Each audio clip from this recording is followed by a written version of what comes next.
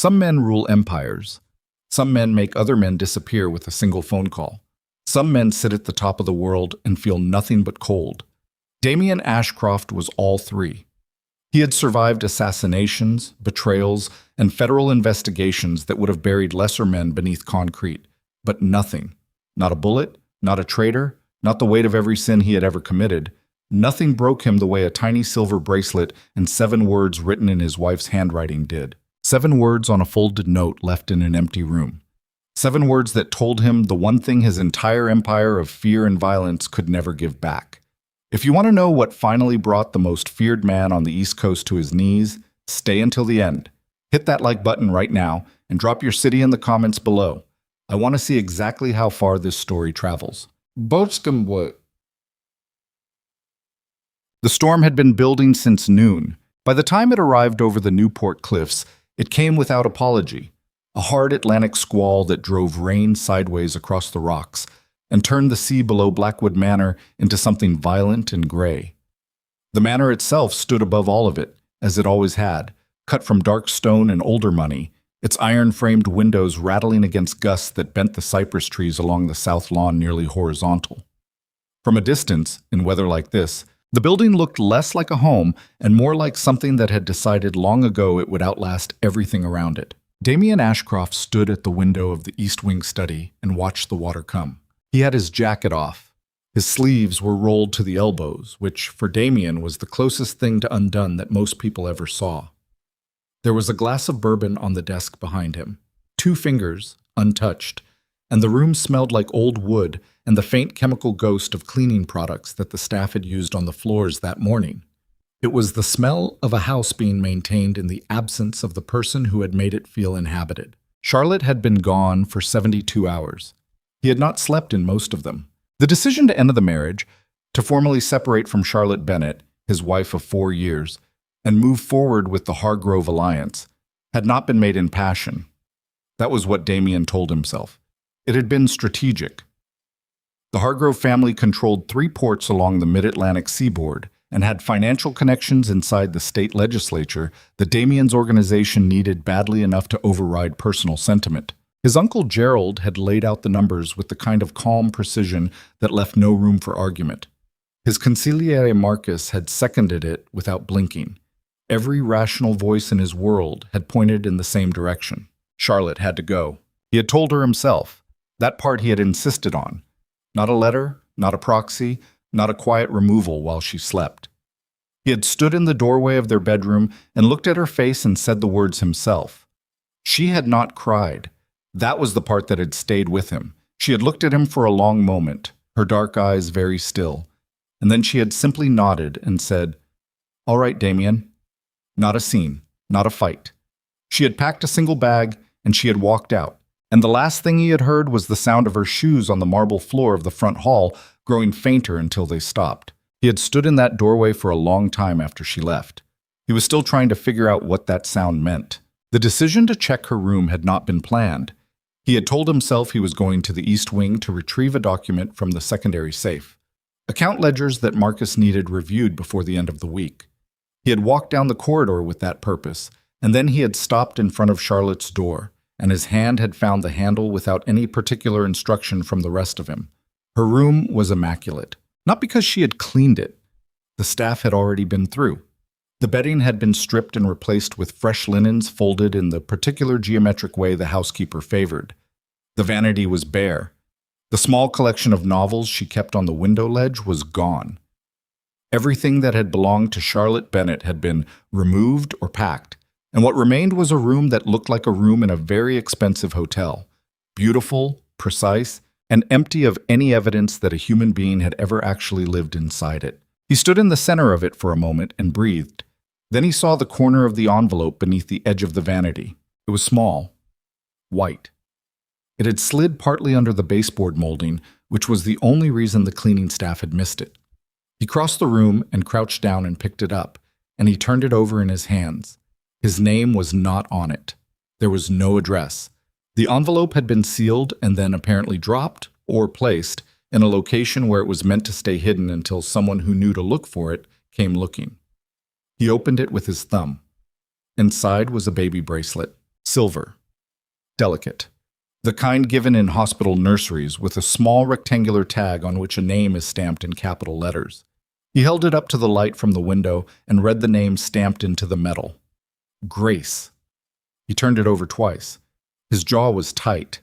He could feel his pulse doing something irregular in his temple. He set the bracelet on his palm and then reached back into the envelope and drew out the note folded beneath it. Charlotte's handwriting. He recognized it immediately. She wrote in a particular slanted script, always slightly too large for the available space, as if the words were trying to escape the edges of the page. One day our daughter will ask why her father chose someone else. 7 words. He counted them twice because counting gave him something mechanical to do, while the rest of him tried to process what he was holding. Our daughter. He sat down on the edge of the stripped bed. The mattress gave slightly under his weight. The bracelet was still in his left hand and the note was in his right, and he looked at both of them for a very long time without moving.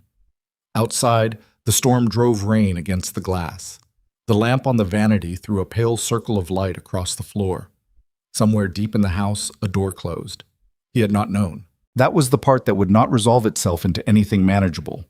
In 4 years of marriage, in whatever had existed between them, which had been complicated and never simple and had always contained more feeling than his position allowed him to formally acknowledge, Charlotte had been pregnant, had carried a child to term, had given birth to a daughter, and he had not known a single moment of any of it, which meant she had hidden it from him deliberately, which meant she had her reasons.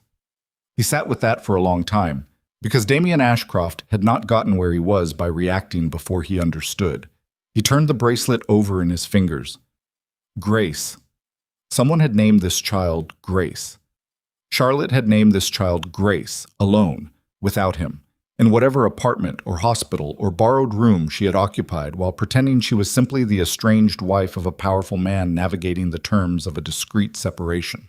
He stood up. He walked to his study, past the bourbon he still did not touch, and picked up his phone and called Marcus. Marcus Reyes picked up on the second ring. His voice had the slightly flattened quality of a man who had been awake for a long time and was not going to admit it. "Tell me something happened," Marcus said. "Find her," Damien said. A brief pause. "Charlotte? Charlotte.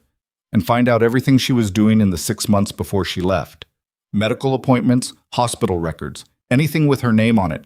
I want it all." Another pause, longer this time. When Marcus spoke again, his voice was careful.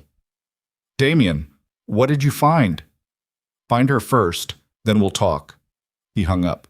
He stood at the window of his study and looked at the storm and felt the bracelet in his jacket pocket where he had placed it, pressed against his ribs. The weight of it was absurd. It weighed almost nothing. A few grams of silver and a stamped name, but he could feel it with every breath, like a finger pressed against a bruise. He had a daughter. Her name was Grace, and her mother had taken her and disappeared, which meant Charlotte Bennett was either running from him or running from something else entirely. And until he knew which, he could not afford to feel anything he was currently feeling. He picked up the bourbon.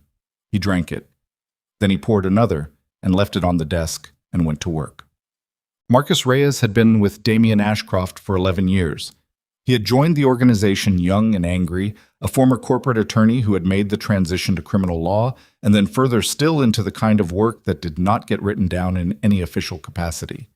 He was precise, cynical, and possessed of an almost supernatural ability to locate information that other people believed was safely hidden. He called back in 4 hours. She was pregnant, he said. Confirmed. She delivered in a private clinic in Providence 8 months ago. The clinic has no record of the father's name on any of the paperwork. She paid cash for the delivery, which cost her a significant amount, which means she had money set aside that she didn't want tracked. Damien said nothing. The child's name on the birth certificate is Grace Eleanor Bennett. No father listed. Marcus paused. She used Bennett rather than Ashcroft. Where is she now? Working on it. She covered her trail well, which either means she had help or she's smarter about this than either of us gave her credit for. Another pause. Damien, I have to ask. Don't. Did you know I did not know, Damien said. The words came out flat and even. If I had known Marcus, we would not be having this conversation because the last 4 months would have looked entirely different. I did not know. The silence on the line was the kind that contained a very large number of unspoken things. Marcus let it sit for exactly 1 beat before he moved on. I'll have a location for you within 48 hours. She can't have gone far on what she took with her. She left most of her accounts untouched, which is either a gesture of pride or she's established new ones under a different name. It's pride, Damien said, because he knew Charlotte, or he had believed he did. I'll call you, Marcus said, and the line went dead. Damien stood in his study until the storm outside reached its peak, the hour between midnight and 1 in the morning when the rain came down so hard it became white noise, when the sea below the cliffs could be heard even through the stone walls, a constant low roar like something enormous breathing. He stood there and thought about Charlotte's face when he had told her the marriage was over, that stillness, that single nod. She had already known she was leaving. She had already made her plans. She had looked at him and said, "All right, Damien," and walked out. And somewhere beneath whatever she was wearing that night, whatever she had packed into that single bag, she had known about Grace and chosen silence over any other possible response. He did not know whether to be furious or devastated or some third thing that did not have a clean name. He settled for neither. He settled for cold, because cold was what worked. Cold was what had kept him alive and functioning and at the top of a criminal organization for 15 years. Cold was what he was best at. He just was not sure for the first time in a very long time that being best at it was going to be enough. The apartment on Clement Street in Boston was on the 4th floor of a building that had seen better decades. The elevator worked approximately 60% of the time. The radiators knocked in cold weather. The hallway outside 4C smelled perpetually of someone's cooking, cumin and onion and whatever oil they used, drifting through the thin walls at predictable hours. The windows overlooked a narrow alley, and if you pressed your forehead to the glass at a specific angle, a slice of gray sky above the rooftops of the next block. Charlotte Bennett had chosen it because it was unremarkable in every possible way. She had chosen it because a woman raising an infant alone, paying cash for her first month and last month without offering anything about herself beyond a first name and a local reference she had arranged beforehand, did not attract attention in a building like this. The neighbors were busy with their own survival. The landlord was an older man who lived in New Hampshire and managed the property through a management company. Nobody here was paying attention to Charlotte, and that was the point. Grace was asleep in the second-hand crib wedged between the window and the far wall of the bedroom. Charlotte stood in the kitchen doorway and watched her daughter breathe. Grace slept with her fists clenched, which she had done from the first days in the clinic in Providence. Small hands balled tight against whatever was coming, as if even in sleep she was preparing for difficulty. She had Damien's jaw. Charlotte had noticed it immediately after the birth, and had spent a significant amount of time since then deciding how she felt about that particular genetic inheritance. The answer was complicated. It was always complicated when it came to Damien. She moved to the small kitchen table and sat down in front of the laptop she used for her remote accounting work. She had 2 clients, both small businesses, both acquired through a freelance platform under the name Charlotte Wells, and the work was enough to cover the rent and food and Grace's necessities with a small margin left over for emergencies. It was not the life she had come from. It was not the life the 4 years inside Blackwood Manor had made her accustomed to. It was the life she had chosen, deliberately, with clear eyes, because the alternative was raising her daughter in the middle of something she had watched consume people she cared about. She had not told Damien about Grace because she had not known how to tell him and still leave. That was the truth she returned to in the honest hours after midnight when Grace slept and the apartment settled into quiet. She had found out she was pregnant 2 weeks before his uncle Gerald had come to her with the news about the Hargrove alliance. She had spent those 2 weeks trying to find the right moment to tell Damien, trying to construct a version of the conversation that ended with them actually talking, rather than the interaction being absorbed into the machinery of Damien's world and managed accordingly. Then Gerald had come with his careful, courteous explanation of why the marriage needed to dissolve, and she had understood, with a clarity that surprised her with its sharpness, that if Damien knew about Grace, she would never be allowed to leave. Not because he would force her to stay out of love, but because a child was an asset in the world Damien Ashcroft inhabited. A child was leverage and lineage, and a thing to be protected and controlled and eventually used. She had watched enough of Damien's world to understand the mathematics of it. She had seen what happened to the children of powerful men in criminal organizations. She had made her decision with her hand pressed flat against her still flat stomach in the bathroom of the East Wing looking at herself in the mirror, and she had thought, not Grace, not my daughter, not this life. She had left the bracelet and the note in a moment of something she could not fully defend. A moment of grief, maybe. Or something more pointed than grief. A desire to make sure that at least one person in the world understood what she had given up and why. She had not meant for Damien to find it immediately. She had imagined it being discovered weeks later, maybe months, by someone on the cleaning staff who would pass it to Marcus, who would pass it to Damien, and by that point she would be so thoroughly disappeared that it would read as a farewell rather than a starting gun. She had underestimated him, which she knew even as she did it was a mistake. You did not underestimate Damien Ashcroft and expect the universe to be kind about it. She closed the laptop and pressed the heels of her hands against her eyes. She was tired in the particular way that new mothers are tired. Not just physically, but in some deeper layer, some cellular level, where the body has recalibrated its definition of rest and has not yet reconciled the gap between what rest used to mean and what it means now. Grace was a good baby. Charlotte knew she was lucky in that. Grace slept in reasonable stretches, fed without difficulty, watched the world around her with those dark eyes that were already, at 8 months, doing something that made Charlotte's chest ache. Those eyes were all Damien. The rest of her. The round cheeks, the wisp of dark hair, the way her whole face organized itself around a smile when Charlotte picked her up. That was hers. That was Charlotte's. She went to bed just after 1 in the morning. She did not sleep well. She woke at 6 when Grace began making the sounds that meant not urgent yet, but soon, and she was in the kitchen heating a bottle when she noticed the shadow under the front door. Not light. Shadow. Something.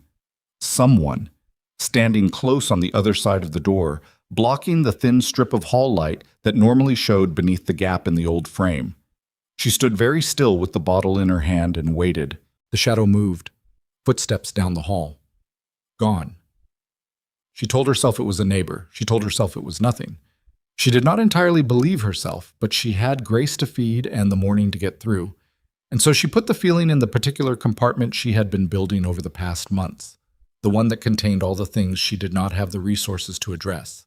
And she closed the lid on it and moved on. The calls started 3 days later. The first one came to her cell phone, the prepaid she had bought with cash in a drugstore in Cambridge the week after she arrived in Boston. The number was supposed to be known to exactly 4 people, her sister in Portland, the management company for the apartment, and her 2 accounting clients. The screen showed a number she did not recognize. She let it go to voicemail. No message was left. The second call came the following morning. Same unrecognized number. She answered it this time because silence on the other end of an unknown number was one thing, but silence followed by silence was starting to feel like a pattern. The line was open. She could hear ambient sound, what might have been a street or a large indoor space, or simply the quality of air in an empty room. She said hello twice. Nothing came back. She hung up and stood in the kitchen with the phone in her hand and felt the first real thread of cold move through her chest. She called her sister that night. Maya picked up on the third ring with the slightly breathless quality she always had, 2 kids of her own, and a house that ran on organized chaos. "Have you told anyone where I am?" Charlotte asked, without preamble. A pause. "Charlotte? No, of course not. I haven't even told David." Maya's husband, who worked in finance and knew nothing about anything related to the Ashcroft name. "Why? What happened?" "Nothing," Charlotte said. "Unknown calls. Probably nothing." "Probably nothing doesn't sound like nothing." "I'll call you soon," Charlotte said. "Kiss the kids." She hung up and checked the locks and sat in the dark for a while after Grace went down for the night, listening to the building settle around her. The radiator knocked. Somewhere upstairs, someone was watching television. She could hear the bass frequency of whatever they were watching, muffled and indistinct. The city outside made its constant noise. She had learned, in her months here, to read the sounds of this building the way she had once learned to read the sounds of Blackwood Manor. Which sounds were normal, which sounds meant something different. Everything sounded normal. That did not stop her sitting there in the dark until midnight. The photograph arrived on a Thursday. It was slipped under her door sometime between 7 in the evening, when she had last checked the hallway to bring in a package left by the building's buzzer system, and 10 at night, when she got up from the couch to get water and nearly stepped on it. A plain white envelope, the same kind that had held the note and bracelet she had left in her room at Blackwood Manor, which she noticed, and which meant nothing except that plain white envelopes were common, and she was starting to see connections where there might not be any. Inside was a single photograph. It was a photograph of the alley visible from her bedroom window. Taken from approximately the angle of her own window, from ground level, it showed the alley in daylight. The dumpsters, the fire escape of the building across from hers, the narrow strip of pavement. Standing at the left edge of the frame, slightly blurred, was a figure. The figure was holding something. Charlotte looked at it for a long time before she understood that what the figure was holding was a camera. The photograph was of the person who had taken the photograph. Someone had stood in the alley below her window, aimed a camera up at her bedroom window, and then printed the image and slipped it under her door. Not as a threat, or not only as a threat, as a demonstration, as proof that whoever had sent it knew where she was, knew which window was hers, and had decided for reasons she could not yet identify to make sure she knew they knew. Her hands were steady. She was proud of that. She put the photograph face down on the kitchen table and walked to Grace's room and stood for a moment with her hand on the door frame, listening to her daughter breathe. Then she picked up her phone and searched for emergency apartments in neighboring districts, Cambridge, Somerville, Brookline, and spent the next 2 hours making notes about properties she could access quickly and with minimal paper trail. She was not going to panic, but she was not going to be stupid either. What Charlotte did not know, could not have known, sitting at her kitchen table with a photograph face down beside her laptop, was that the photograph had not been sent by Damien. Damien's investigators, working quietly through the networks he controlled, had located her building 2 days earlier. They had confirmed her presence, confirmed the infant, confirmed the name on her lease application. One of his men, a careful, methodical former intelligence contractor named Stills, had filed the report to Marcus, who had filed it to Damien, and Damien had spent those 2 days sitting with the information without acting on it. He had his reasons for the pause. He was not the only one who had found her. Marcus had flagged it the morning after Stills's report came in. A second surveillance presence in the neighborhood of Charlotte's building, unconnected to any of Damien's own people. Professionals. Good ones. Patient. They had been watching the building for at least a week before Damien's team even arrived in Boston, which meant they had located Charlotte through means that did not run through Damien's organization, which meant someone else had known about Grace, or suspected it, before Damien did. Marcus had come to Blackwood Manor in person to deliver that assessment. He sat across from Damien in the study, hands flat on his knees, and laid it out with the economy of language he used for things that were genuinely serious. The signature on the surveillance pattern matches a methodology we've seen from the Caldwell Network, Marcus said. Specifically, their intelligence acquisition division, the same people who ran the Portsmouth operation in 2019. The Caldwell Network has been inactive for 3 years. It's been quiet, Marcus said. That's not the same thing. And whoever activated them, whatever they were asked to acquire, they found Charlotte before we did, which tells me they had a head start. They were looking for her before you found the bracelet. Damien looked at him. How long before? Based on the surveillance footprint, at least 6 weeks. The room was quiet for a moment. Someone told them about the child, Damien said. Or they inferred it. Or they had someone inside the organization who knew something none of us knew. Marcus met his eyes. Damien, if the Caldwell Network is moving on Charlotte and the child, they're not doing it for simple leverage. These people don't do simple leverage. They do structural acquisition. They want something from you that they can't take directly, and they've identified Grace as the mechanism. They want to use my daughter to threaten the organization. They want to use her to paralyze it. A man in your position with an air he didn't know he had, appearing at the moment a rival structure is attempting a takeover. Marcus spread his hands. It's elegant if you look at it from their side. Damien looked at nothing for a long moment. He thought about the photograph that Stills had mentioned. A test photograph, his team's way of confirming Charlotte's window, standard procedure. He thought about the fact that the Caldwell people had been in that alley before his own man got there. They're going to move on her, he said. Probably soon. Now that we've both confirmed her location, the clock runs differently. They know we know where she is. They know if we get to her first, the leverage disappears. Damien stood up. Get the car, he said, And call Stills. Tell him to hold position, but not to engage anything that moves. I'm going to Boston myself." Marcus stood. He was quiet for a second. "She's not going to be happy to see you." "No," Damien agreed. "She's not." "Do you have a plan for that part?" Damien picked up his jacket from the back of the chair and felt the bracelet in the inside pocket press against his fingers. He closed his hand around it for a moment. "No," he said. He walked out. The drive from Newport to Boston was 3.5 hours in ordinary weather. Damien's driver made it in just under 3. They came through this tunnel and into the city as the evening collapsed into night, the streets wet from earlier rain, the lights of the financial district throwing orange and white across the slick pavement. Damien sat in the back of the car and did not look at his phone and did not listen to anything. He sat with his hands loose in his lap and thought through everything he knew about Charlotte Bennett. He thought about the woman he had met at a charity event 7 years ago, a financial consultant for a nonprofit, sharp and careful with her words, the kind of woman who listened more than she spoke and therefore knew considerably more than the people around her assumed. He had been drawn to that quality immediately because most of the people in his world performed their intelligence rather than deploying it. Charlotte had not been performing anything. She had been exactly what she appeared, which in his experience was the rarest and most dangerous kind of person. He thought about their marriage, which had not been simple. He thought about the arguments that had more substance to them than most people's arguments.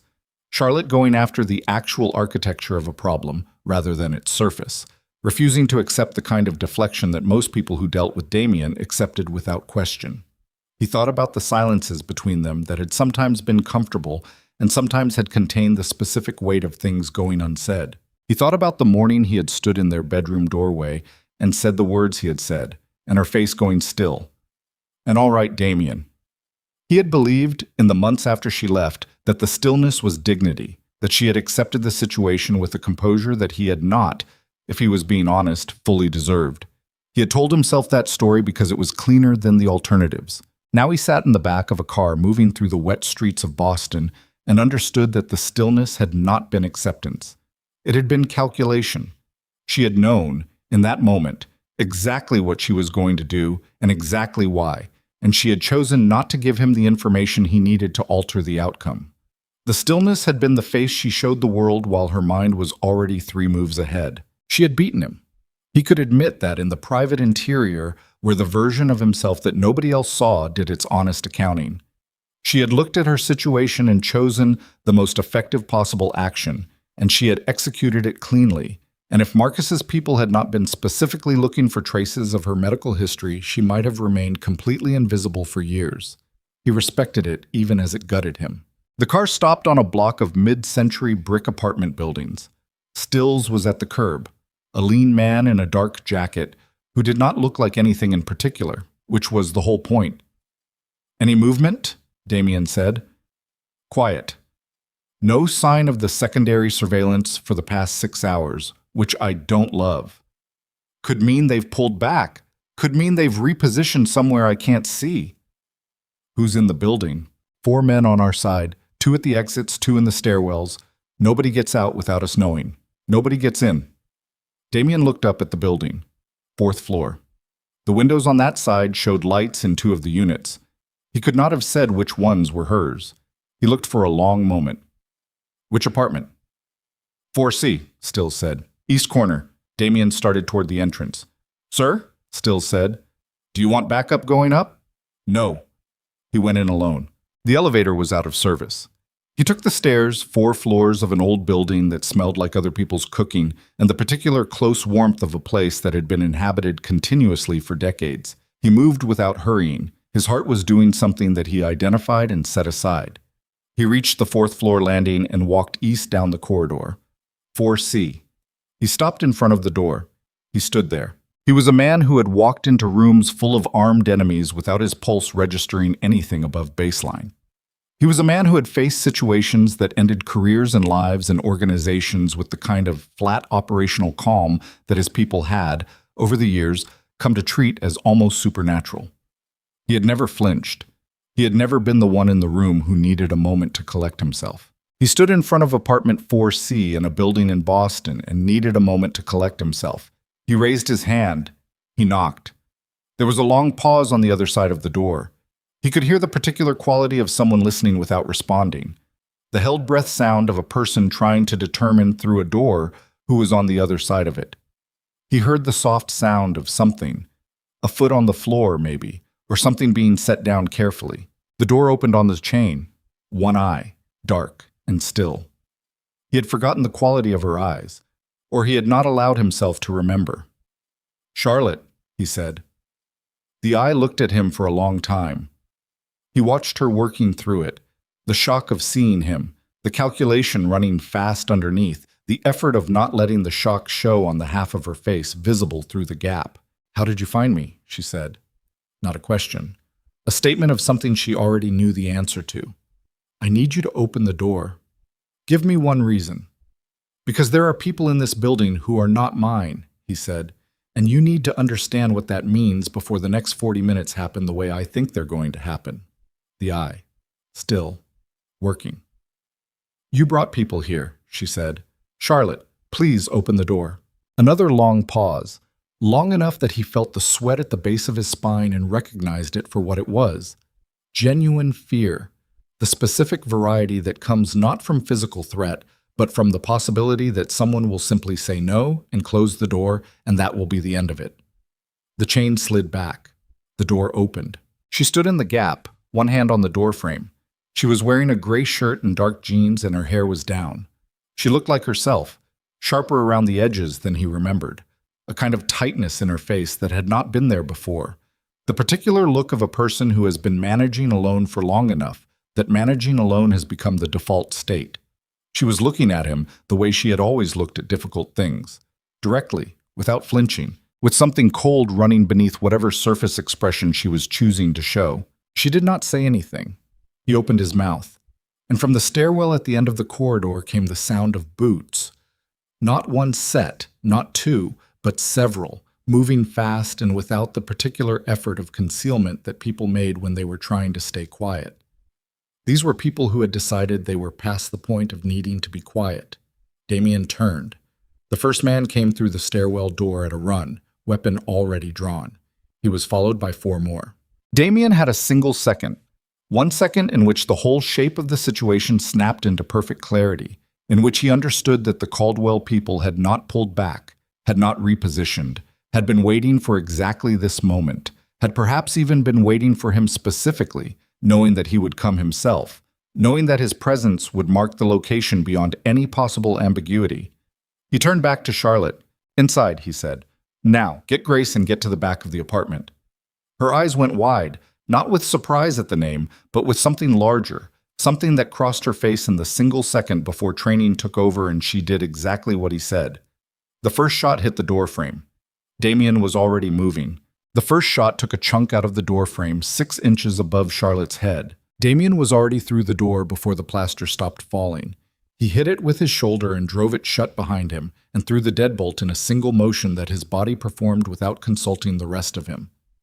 He had his weapon out, a compact 9mm he carried at the small of his back, which Charlotte's eyes went to immediately with an expression that was not surprise but something older and more tired than surprise.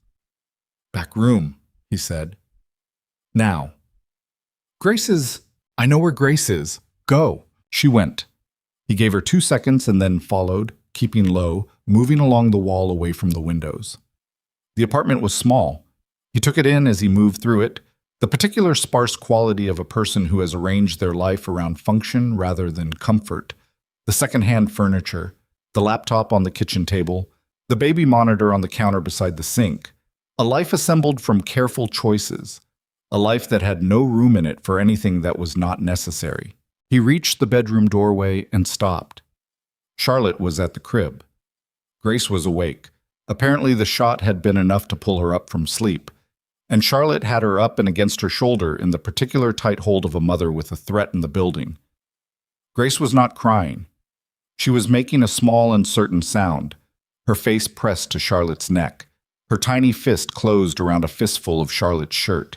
Damien looked at his daughter for the first time. It lasted maybe 2 seconds. The situation did not allow for more than 2 seconds, but in those 2 seconds, something happened in the region of his chest that he did not have a word for, and did not try to name. He looked at Grace, the dark hair, the jaw that was his jaw in miniature, the enormous dark eyes that opened and found his face across the room with the undiscriminating attention of an infant encountering something new. And he felt the 2 seconds pass, and then he was back in the situation because the situation was not going to wait. "Is there another way out?" he said. "Fire escape, bedroom window." "Where does it drop?" "Alley. There's a gate at the south end." He crossed to the window and looked down without opening it. The alley was dark. He could see the dumpsters, the fire escape of the building opposite, the gate Charlotte had described at the far end. He could also see the shape of a man standing very still in the shadow of the opposite building's doorway, which meant the alley was covered. He stepped back from the window.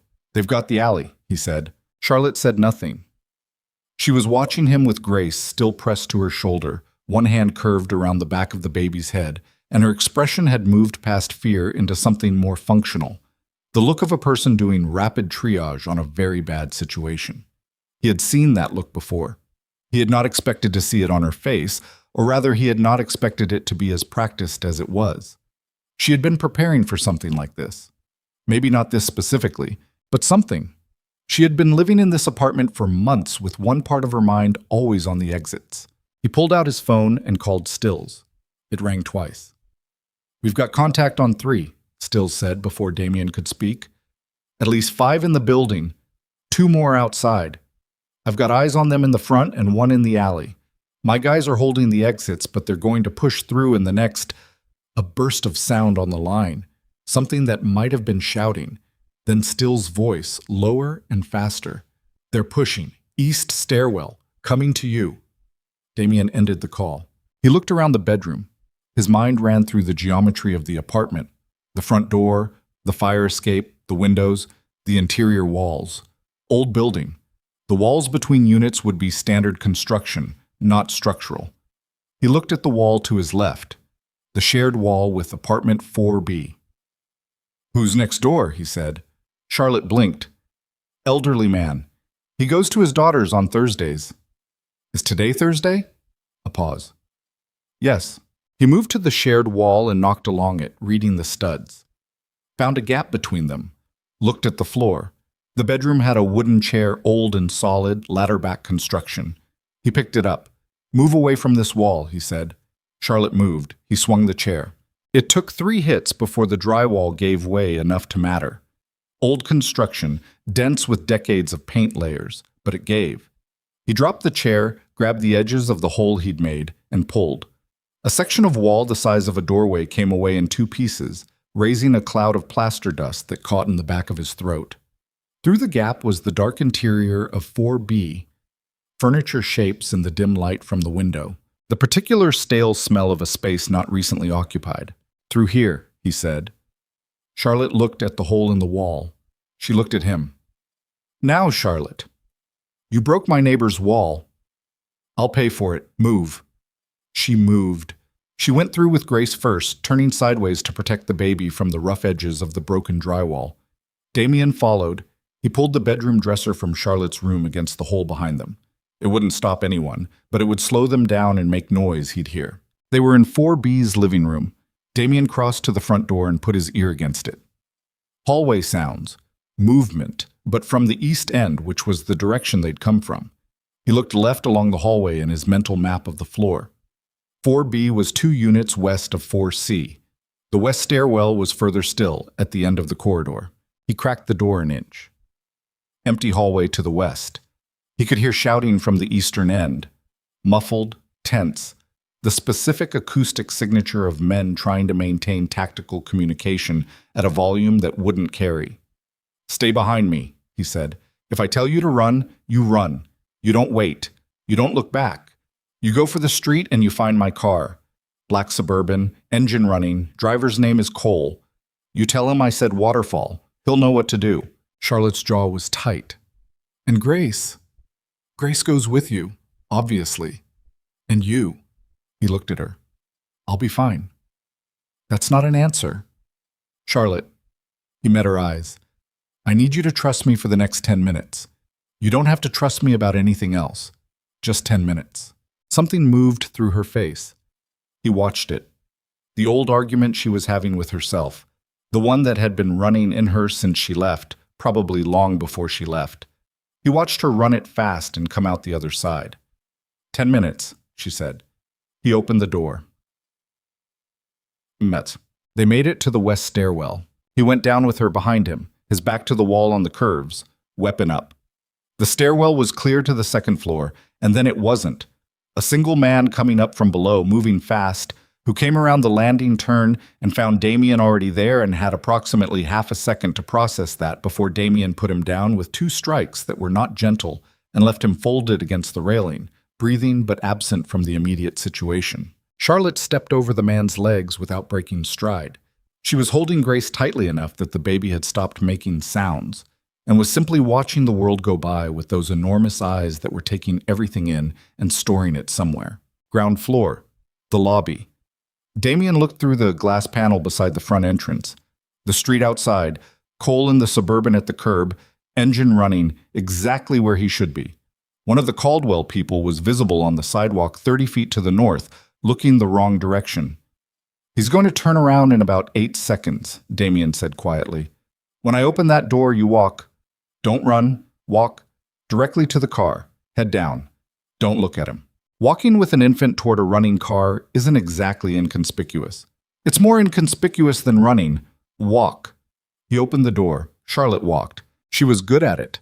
He had not anticipated, in the abstract, how good she would be at it, but she walked out of that building with Grace against her shoulder and her head slightly down, and the measured pace of a woman leaving her apartment building in the evening, which in a different context was exactly what she was. Cole saw her immediately and had the rear door open before she reached the curb. She got in. The door closed. The man on the sidewalk turned. He looked at the Suburban. He looked at Damien in the doorway. He made the calculation that Damien had already made for him and reached for his radio. Damien was already across the sidewalk and in the car, and Cole had the Suburban moving before the man had the radio to his face. They drove for 20 minutes without anyone speaking. Cole took them out of Clement Street and into the broader grid of the city, making turns without being asked. He knew how to break a tail, which was one of the reasons Damien had him.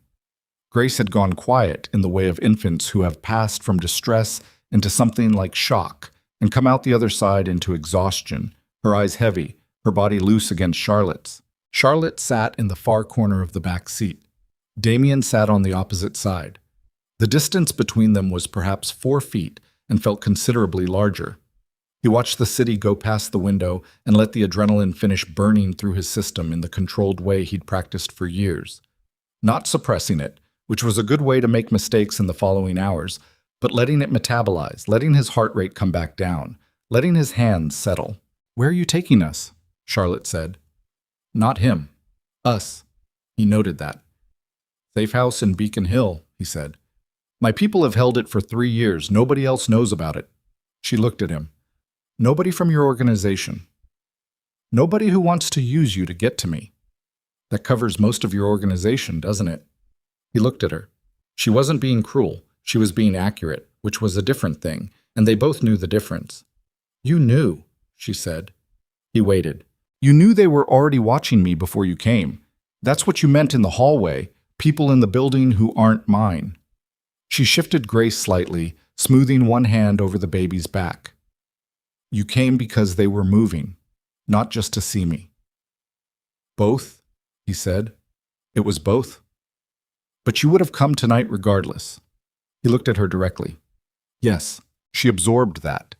She looked down at Grace, whose eyes had closed completely, whose breathing had taken on the deep, regular quality of genuine sleep. She looked at him again. "How long have they been watching me?" "At least 6 weeks. Before you found the note." "Before I found the note." He watched that land. He watched her work through it, the implication that she had been located by hostile people before she had made any move that might have led Damien to her, which meant her cover had failed through a channel she had not anticipated and could not have controlled. He watched the specific frustration of a careful person confronting the limits of what care can prevent. "How?" she said. "I don't know yet. I'm going to find out. Someone in your organization knew about Grace." "Possibly. Before you did." "Yes." The word sat between them. She looked out the window. I protected her, she said, very quietly. Not to him exactly. To herself, or to Grace, or to no one in particular. I made every decision I made to protect her from exactly this. And someone still found us. You did protect her, he said. She's in this car. Because you showed up. She looked at him, and there was something in it that was not gratitude. Or not only gratitude. There was the other thing, the older thing, which I didn't plan for. I know. I planned for everything except you. He did not respond to that, because there was nothing to respond to that would not make things worse or better in ways the current situation could not support. The car moved through the city. The rain had started again, a light persistent drizzle that streaked the windows. Cole drove without speaking. Grace slept. The Beacon Hill safe house was a brownstone on a narrow side street, indistinguishable from its neighbors. Stills met them at the door. He had come a different route, arriving 12 minutes ahead of them, which meant he'd driven fast and not carefully. There was a cut above his eyebrow from something that had happened in the building. He didn't mention it. Damien didn't ask. Inside, the ground floor was a clean, functional space, good furniture, adequate kitchen, no personal touches. The kind of place maintained for exactly this purpose, by people who understood that the difference between a safe house that worked and one that didn't was usually in the quality of the ordinary details. Charlotte stood in the entryway with Grace against her shoulder and looked around. She needs a place to sleep, she said. Stills was already moving toward the back bedroom. Crib's set up, he said. We keep one here. Charlotte looked at Damien. He could see the question she did not ask. He answered it. I had them prepare it when I left Newport, he said, before I knew what I'd find when I got here. She looked at him for a moment. Then she followed Stills. He waited in the main room. He could hear her in the back, the low sounds of a baby being settled, the particular hush of a parent moving quietly around a sleeping child. He stood in the center of the room and looked at nothing. Marcus called. The building on Clement, Marcus said. 3 of the Caldwell people are in custody. My guys held 2 exits. The others got out. We're tracking. Who gave them Charlotte's location? Damien said. A pause. The specific pause of someone who has an answer they are measuring before they deliver. Damien, Marcus said, tell me. The information trail runs back through 2 intermediaries and then stops at a source inside the Newport operation, someone who would have known about Charlotte's medical appointments, her schedule, her movements in the months before she left. Another pause. It runs through Gerald. Damien stood very still. Gerald gave them the information, he said. I can't confirm it was Gerald directly. What I can confirm is that the information passed through a financial account connected to Gerald's secondary holdings. That's either evidence or the best constructed frame I've ever seen. Damien's uncle, the man who had come to him with the numbers about the Hargrove alliance, the man who had laid out, with calm precision, why the marriage needed to dissolve, the man who had, it was now apparent, specific reasons for wanting Charlotte Bennett removed from the picture. Reasons that had nothing to do with port access or legislative connections. Keep digging, Damien said. I want everything. Full chain of evidence before I move on it. Understood.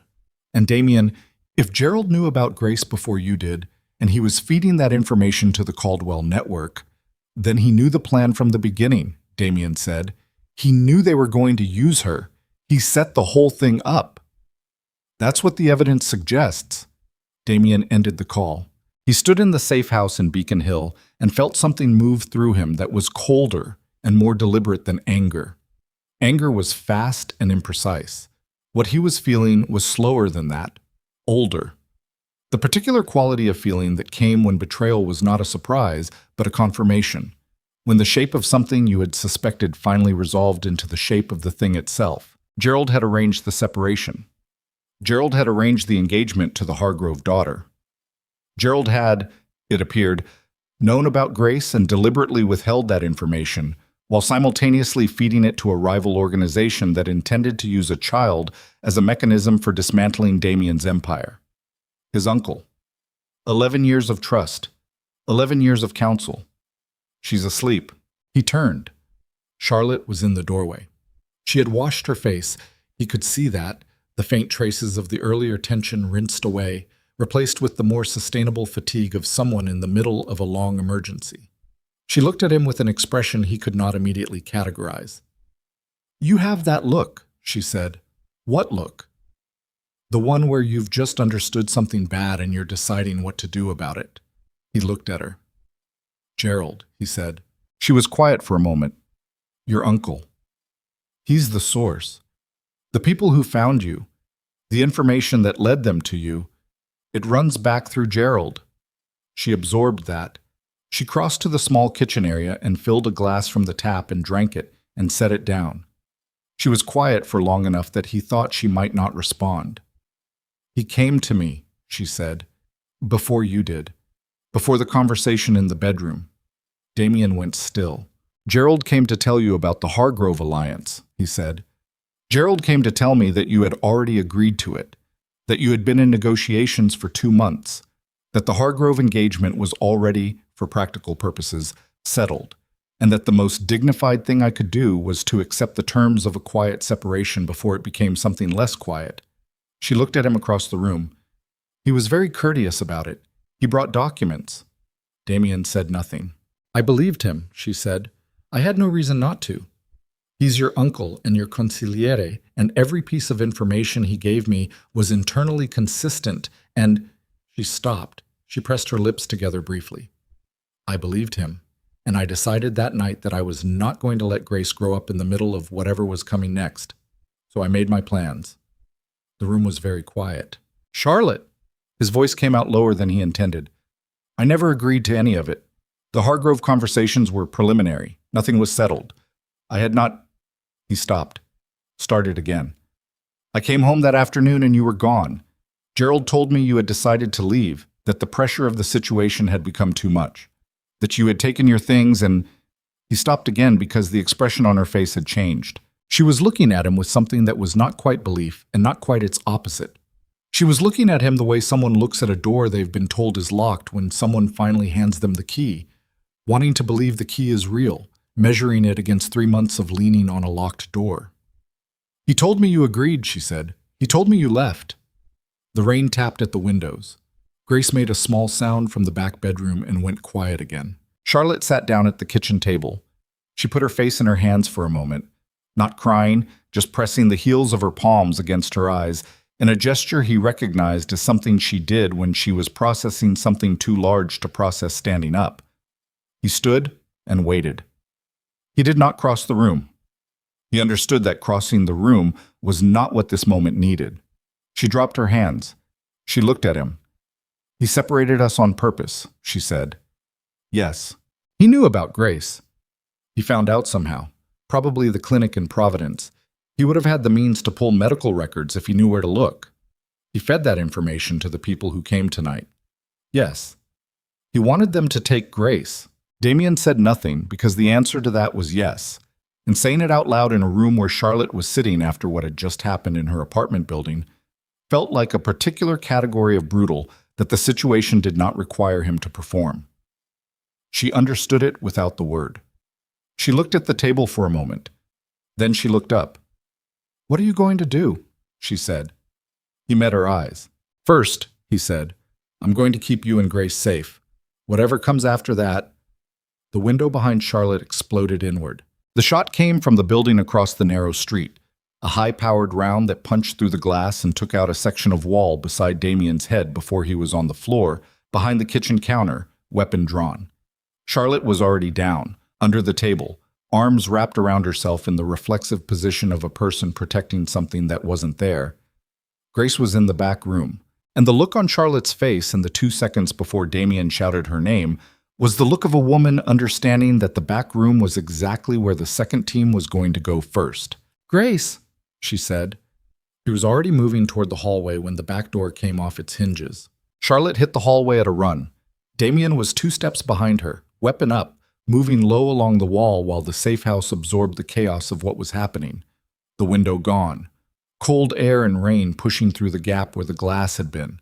The back door off its frame, and the particular quality of sound that told him there were at least 2 men coming through it, possibly 3, and they were not moving carefully anymore because careful was no longer the point. Charlotte reached the bedroom door first. She went through it, and Damien heard the sound she made. A sharp, exhaled breath, the kind that precedes either a scream or something colder than a scream. And then he was in the doorway behind her, and he saw the crib. Empty. Grace was gone. The window on the far side of the bedroom was open. The screen had been removed cleanly, not broken, removed, which meant this had been prepared in advance, which meant the team that came through the back door had not been improvising. They had known the layout. They had known which room, which window, which exit from the building aligned with which alley below. Someone had given them a floor plan. Charlotte was at the window. She looked down into the darkness below and then turned, and her face was doing something that Damien had no reference point for.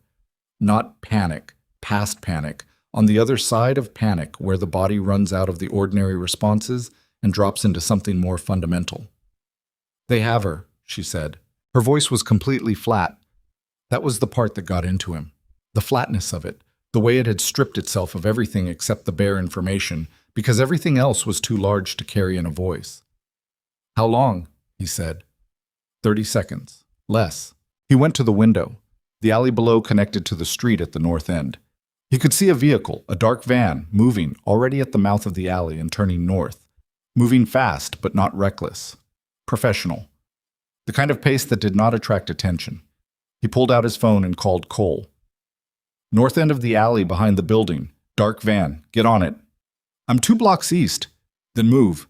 He ended the call and turned, and the 2 men who had come through the back door were in the hallway now, and Damien had perhaps 1 second to assess. Both armed, both moving with the coordinated efficiency of trained personnel, the lead man already raising his weapon. Damien fired once. The lead man went down. The second man took cover in the bathroom doorway and returned fire, and the shot went wide because the angle was bad, and Damien was already moving, pulling Charlotte with him back through the bedroom toward the open window. He looked out, 1 story down to a fire escape platform, manageable. "Down," he said. "Damien. Charlotte, down, now." She went over the sill without further argument, which told him the part of her brain that was still functional had made its calculation and accepted the outcome. He followed, pulling the window down behind him, buying seconds. The fire escape groaned under their combined weight, but held. He went down the ladder 1 level, caught the bottom rung, dropped the remaining distance to the alley floor. Charlotte dropped beside him a second later, landing without stumbling, and they were running before she was fully upright. Cole came around the north corner of the alley in the Suburban, headlights off, moving at walking pace, and they hit the side door at speed, and Cole accelerated before the door was fully closed. "The van?" Damien said. "Heading north on Revere Street. I've got it." "Stay with it." Cole drove. Damien sat in the back with Charlotte beside him, and between them was the empty space where Grace should have been, and neither of them acknowledged it, because acknowledging it would require words that neither of them had yet. Charlotte was breathing through her nose, controlled, deliberate. Her hands were in her lap, and he could see them. The way her fingers had locked together, knuckle white, the only place she was allowing the panic to go. Everything else on her was surface-level composed. He understood that composure. He recognized it from the inside. It was the thing you deployed when falling apart was not an option, because there was still something that could be done, and falling apart would prevent you from doing it. He looked at her hands. He looked away. "Stills?" he said, and realized Stills had not called in since the window came in. He tried the number. It went to voicemail. He tried the second number. The emergency channel. Same. "What happened to your man?" Charlotte said. "I don't know." "Is he—" "I don't know," he said again, more quietly. She absorbed that. She looked out the window at the city moving past. Cole said, "They're turning, harbor direction. Stay with them." They tracked the van for 11 minutes. It went north and then east, cutting through the quieter industrial edges of the city where the street lighting thinned out and the buildings grew wider and lower, and the water smell from the harbor came through even with the windows up. Charlotte watched the navigation on Cole's phone and said nothing. Damien watched the van's taillights, 2 red points in the dark, maintaining a constant distance ahead, never speeding, never running lights, never doing anything that would distinguish it from any other commercial vehicle moving through the city at night. Professional. All of it. The timing, the execution, the extraction through a window, while the primary team ran a distraction through the front. This was not improvised. This had been planned over days, maybe weeks, by people who were good at this specific category of thing. The van turned into a waterfront industrial complex, a shipping terminal, long disused by the look of it. The gates were open but not lit, the dock infrastructure visible beyond them, cargo cranes standing dark against the sky, the shapes of warehouses running along the water's edge. The van went through the open gate and its taillights disappeared between two warehouse buildings. Cole stopped the Suburban 50 yards from the gate. "How many do you have?" Charlotte said. Damien was already on the phone. "Marcus? Waterfront Terminal, East Harbor. I need everyone within 30 minutes. Every available body. Full load." "What happened?" Marcus said. "They have Grace." A silence. Short. Then Marcus's voice shifted into the register it went to when the situation moved past ordinary operational severity. 30 minutes, maybe 25. "Make it 20, Damien said, and ended the call. Charlotte was looking at the gate. "We wait," he said. "She's in there. I know." "She's 8 months old, Damien. She doesn't—" She stopped. She pressed her mouth closed. She looked at the gate. "She doesn't understand what's happening to her." "She's alive," he said. "If they wanted to do anything other than use her for leverage, they would not have taken the time to lift her through a window. They took her intact because that's what she's worth to them. She's safe until they've made contact and laid out their terms." Charlotte turned and looked at him. The look lasted several seconds. "You sound very sure of that," she said. "I am sure of it." "Because you understand how these people think." He met her eyes. "Yes." Something moved across her face. Not contempt, not quite. Something more complicated and less clean than contempt. She turned back to the gate. 20 minutes, she said. "Yes." They waited. Marcus came in 18. 3 vehicles. 11 men, all of them Damien's, all of them carrying, all of them with the particular quietness that his people had in situations like this. Not subdued, not frightened, but gathered inward, operating at the frequency that came just before things became irreversible. Marcus pulled Damien aside at the gate while the others held position. His cut was worse than it had looked in the safe house. A clean split above the eyebrow that had bled significantly and been imperfectly addressed with a folded cloth held in place by the pressure of his own hand. "Stills?" Damien said. "Alive. They hit him from behind when the window went in. He's got a concussion and he's furious about it." Marcus paused. "Damien, before we go in there, there's something you need to know." He said it with the particular intonation that Marcus reserved for things he wished he did not have to say. "Tell me," Damien said. "I finished the trace on Gerald, full chain of evidence." Marcus looked at him steadily. "It's worse than I told you." Damien waited. The Hargrove alliance was fabricated, all of it. There are no Hargrove port connections, no legislative relationships, no actual family with that name operating at the level Gerald described. The documentation he brought to you, the financials, the network analysis, the strategic projections, all of it was constructed, forged, professionally, the kind of forgery that takes significant resources and preparation time. Damien looked at him. "Gerald built a fictional case for dissolving the marriage," he said. "Yes. Built it with enough specificity that it would pass scrutiny from anyone who wasn't actively trying to disprove it, which nobody was, because why would they be? You trusted him." The waterfront was quiet around them. The cranes stood dark against the sky. Somewhere in the complex ahead, his daughter was in a building he hadn't entered yet. "How long was he planning it?" Damien said. "Based on the financial trail, the payments to the forgery team, the initial contact with the Caldwell network, at least 2 years. Marcus let that land before he continued. "He's been in communication with the Caldwell organization for 2 years, Damien. He found out about Charlotte's pregnancy through a source at the Providence Clinic, someone on their administrative staff that he'd been paying as an informant for months, which tells me he was already watching Charlotte carefully before she even knew she was pregnant. 2 years. Damien stood with that number and turned it over the way he had turned the bracelet over in his fingers in Charlotte's empty room, trying to find the angle that made it smaller than it was. There was no such angle. "What does Gerald get?" he said.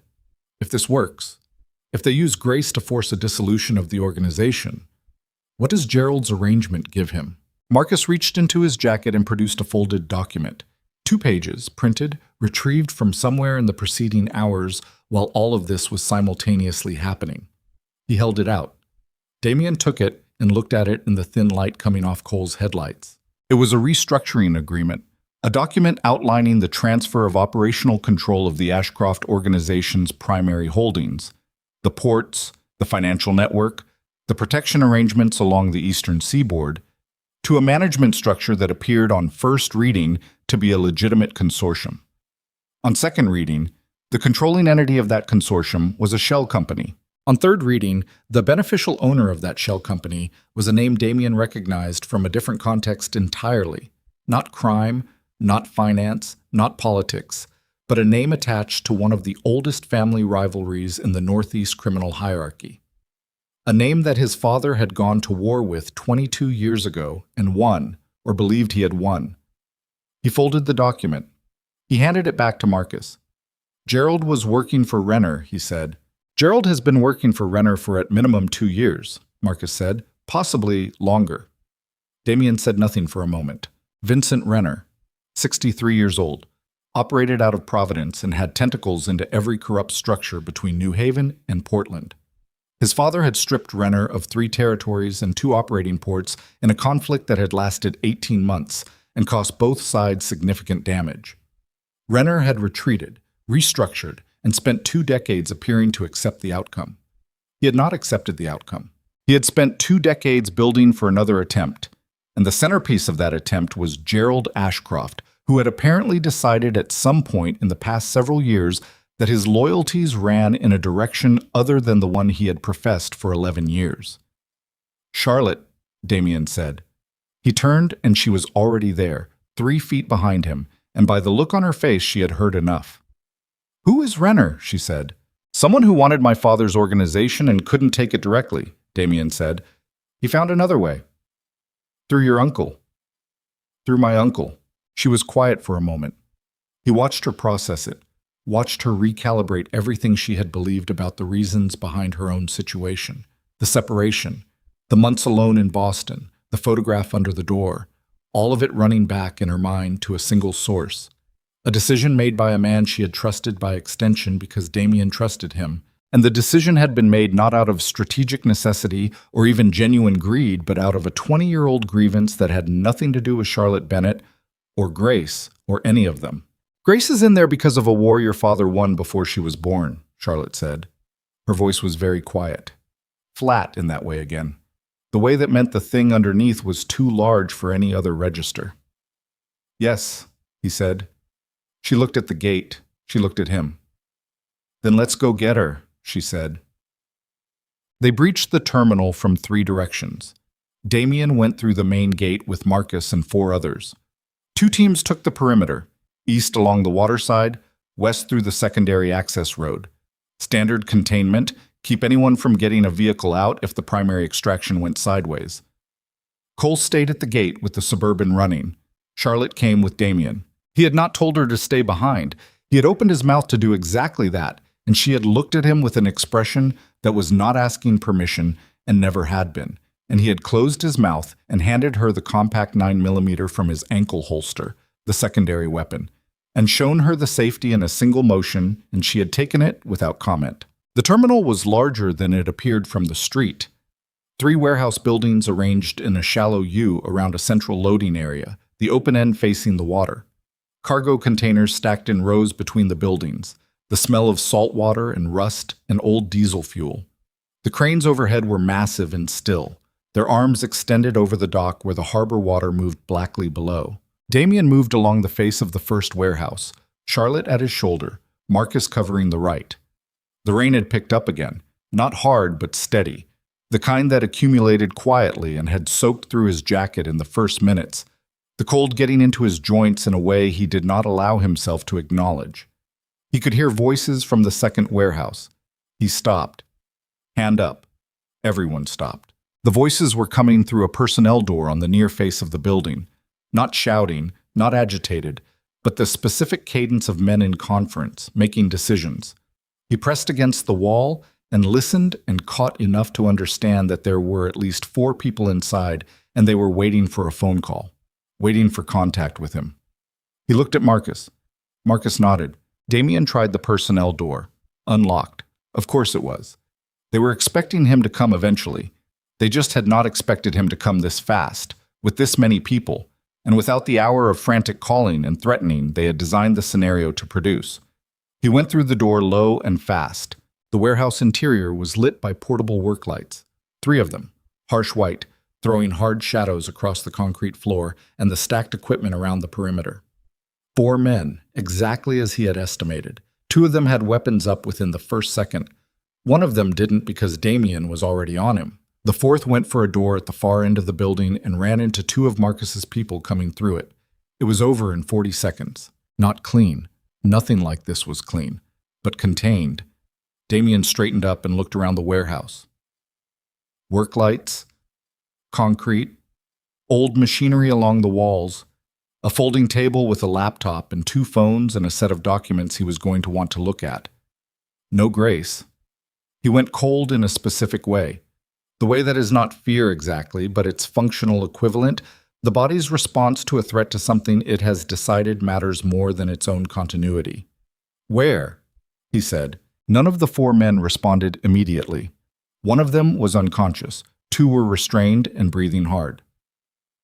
The 4th, the one who had run for the far door, was on his knees with Marcus behind him. Damien walked to the one who looked most senior. He crouched down in front of him. "Where's the child?" he said. The man looked at him. Mid-40s, built like someone who had worked physical jobs for most of his life, with a face that had taken damage over time and organized itself around the damage. He was scared, but trying not to show it in a way that Damien recognized as a professional attempting to maintain operational posture under pressure. "I want to talk to Gerald Ashcroft," the man said. Damien hit him once. Precise. The man's head snapped back and came forward again, and his eyes refocused after a moment. "Gerald Ashcroft is not here," Damien said. "I am here." "Where's the child?" The man worked his jaw, looked at the floor, made a calculation. "3rd building," he said. "Waterside. They moved her when we got the alert that you were at the gate." Damien stood up. He looked at Marcus. "Hold these 4." He moved toward the far door. Charlotte was already ahead of him. The 3rd warehouse was older than the others. Its roof had partially failed along the eastern section, and the rain came through the gap in a thin curtain that caught the light from the single work lamp on the floor below it. The smell was worse here, salt and mold and something chemical underneath both. 3 men inside. One of them was holding Grace. She was awake. She was not crying.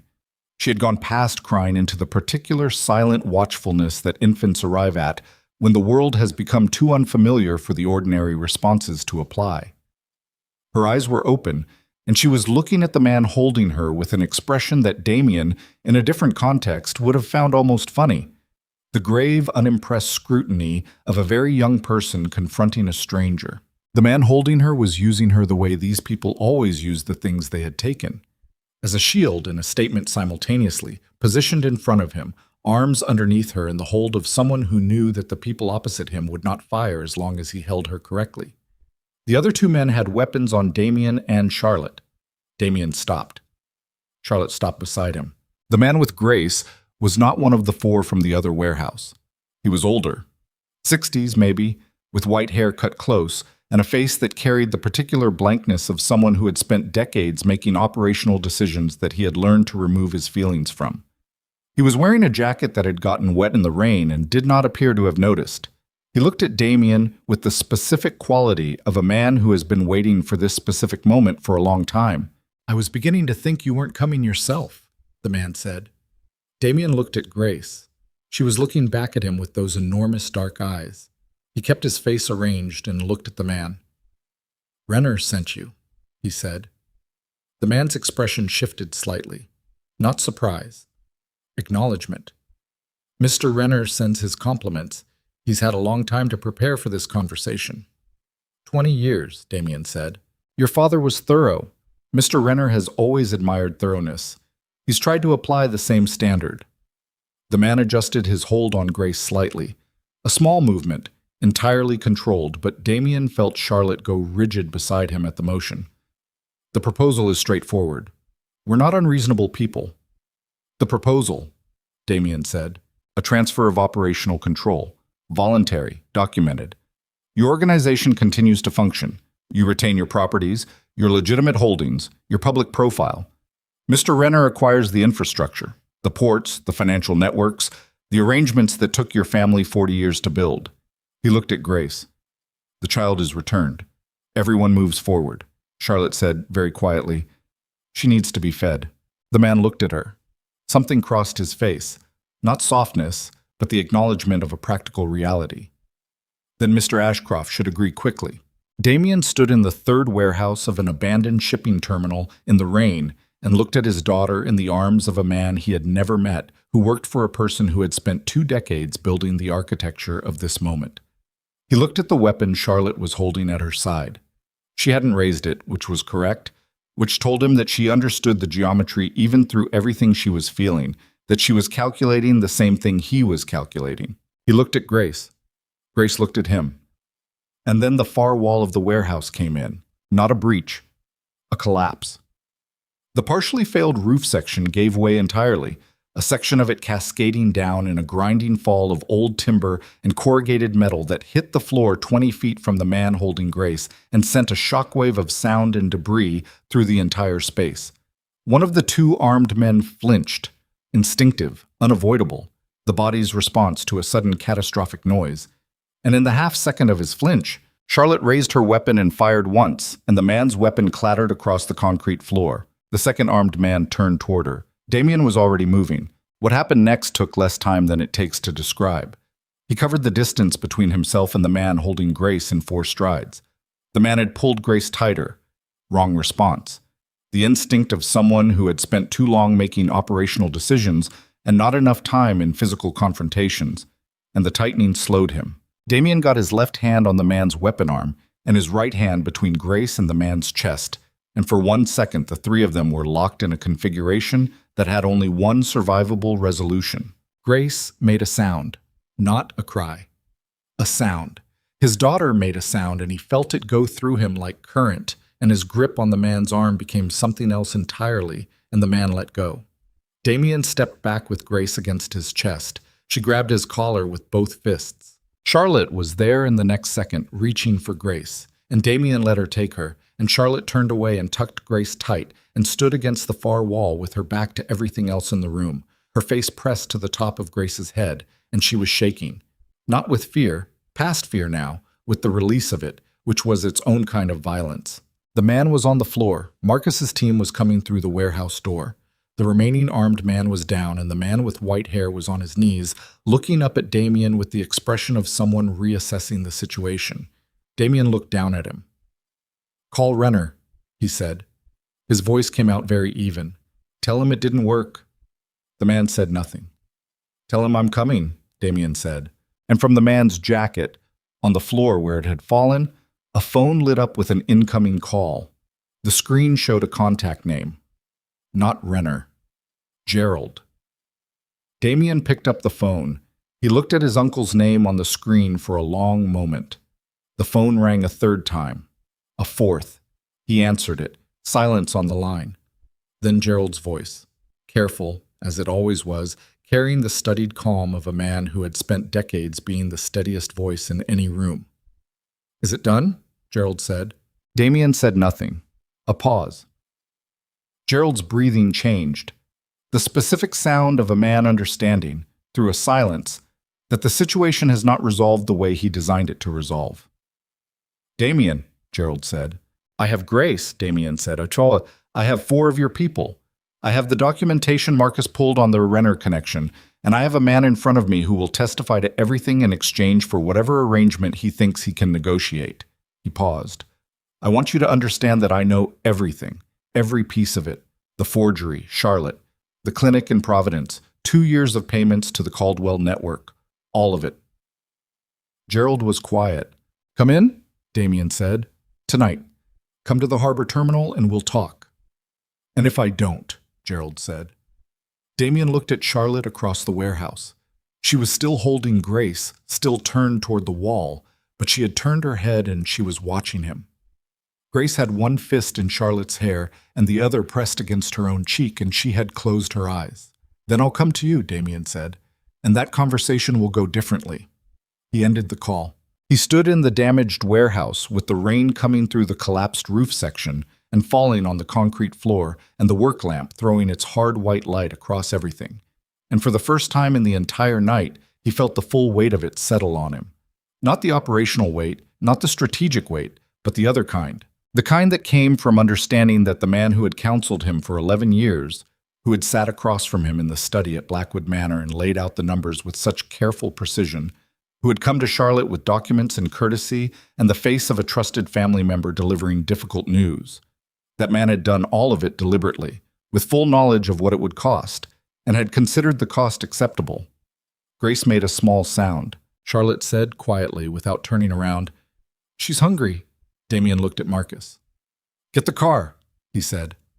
He walked toward Charlotte and Grace, and behind him the rain fell through the broken roof, and the phone on the floor showed Gerald's name on the screen, and then the screen went dark. Gerald Ashcroft came to the terminal at midnight. He came alone, which was either a gesture of sincerity or the move of a man who understood that bringing people of his own into a space already controlled by Damien's organization would accomplish nothing except making the next hour more complicated. He walked through the main gate with his hands visible and his jacket open in the particular measured pace of a man who had decided, somewhere on the drive over, that he was going to play this the way he had played everything else, with composure, with carefully arranged logic, with the face that had sat across from Damien in 100 serious conversations and never once shown its working. Damien watched him come from the entrance of the first warehouse. Gerald was 61 years old.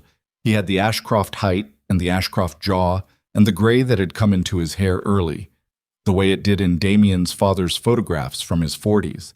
He looked like what he was, a man of authority who had spent his life in rooms where decisions with large consequences got made. He looked like family. He stopped 10 feet from Damien and looked at him. "Where is she?" Gerald said. "Safe," Damien said. "Cole took Charlotte and Grace to a location you don't know about 2 hours ago." Something shifted in Gerald's face. Not relief. The recalibration of a man adjusting his internal model of a situation that had not ended the way he intended. "Damien, don't," Damien said. Gerald closed his mouth. "I've been standing here trying to find the version of this that makes sense," Damien said. "The version where there's a reason, something I missed, something I failed to understand about the situation that made what you did the logical outcome." He looked at his uncle. "I can't find it." Gerald held his gaze. "Then you're not looking at the full picture." "Show me the full picture." Gerald took a breath. It was the breath of a man who had rehearsed something on the drive over and was now deciding whether the rehearsed version was still the right version. "Your father destroyed Renner's operation in 2003. You know that. You were 19. You weren't involved, but you knew what it cost. Both sides. I know what my father told me about it." "Your father told you he won. He did win.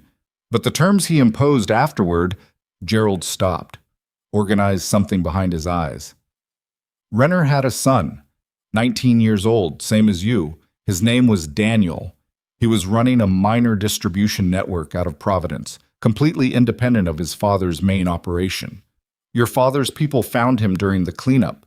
They weren't careful about the distinction between Renner's people and Renner's family." Damien looked at him. "Daniel Renner died in the cleanup," Gerald said.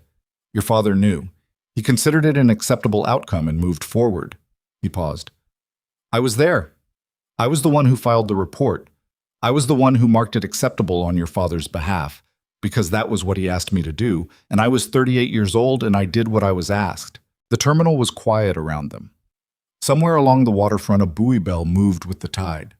The work lights from the warehouse behind Damien threw Gerald's shadow long across the wet concrete. "You've been carrying that for 20 years, Damien said. "Renner came to me 6 years ago," Gerald said. "Not with threats. With the file. The original report with my notation on it.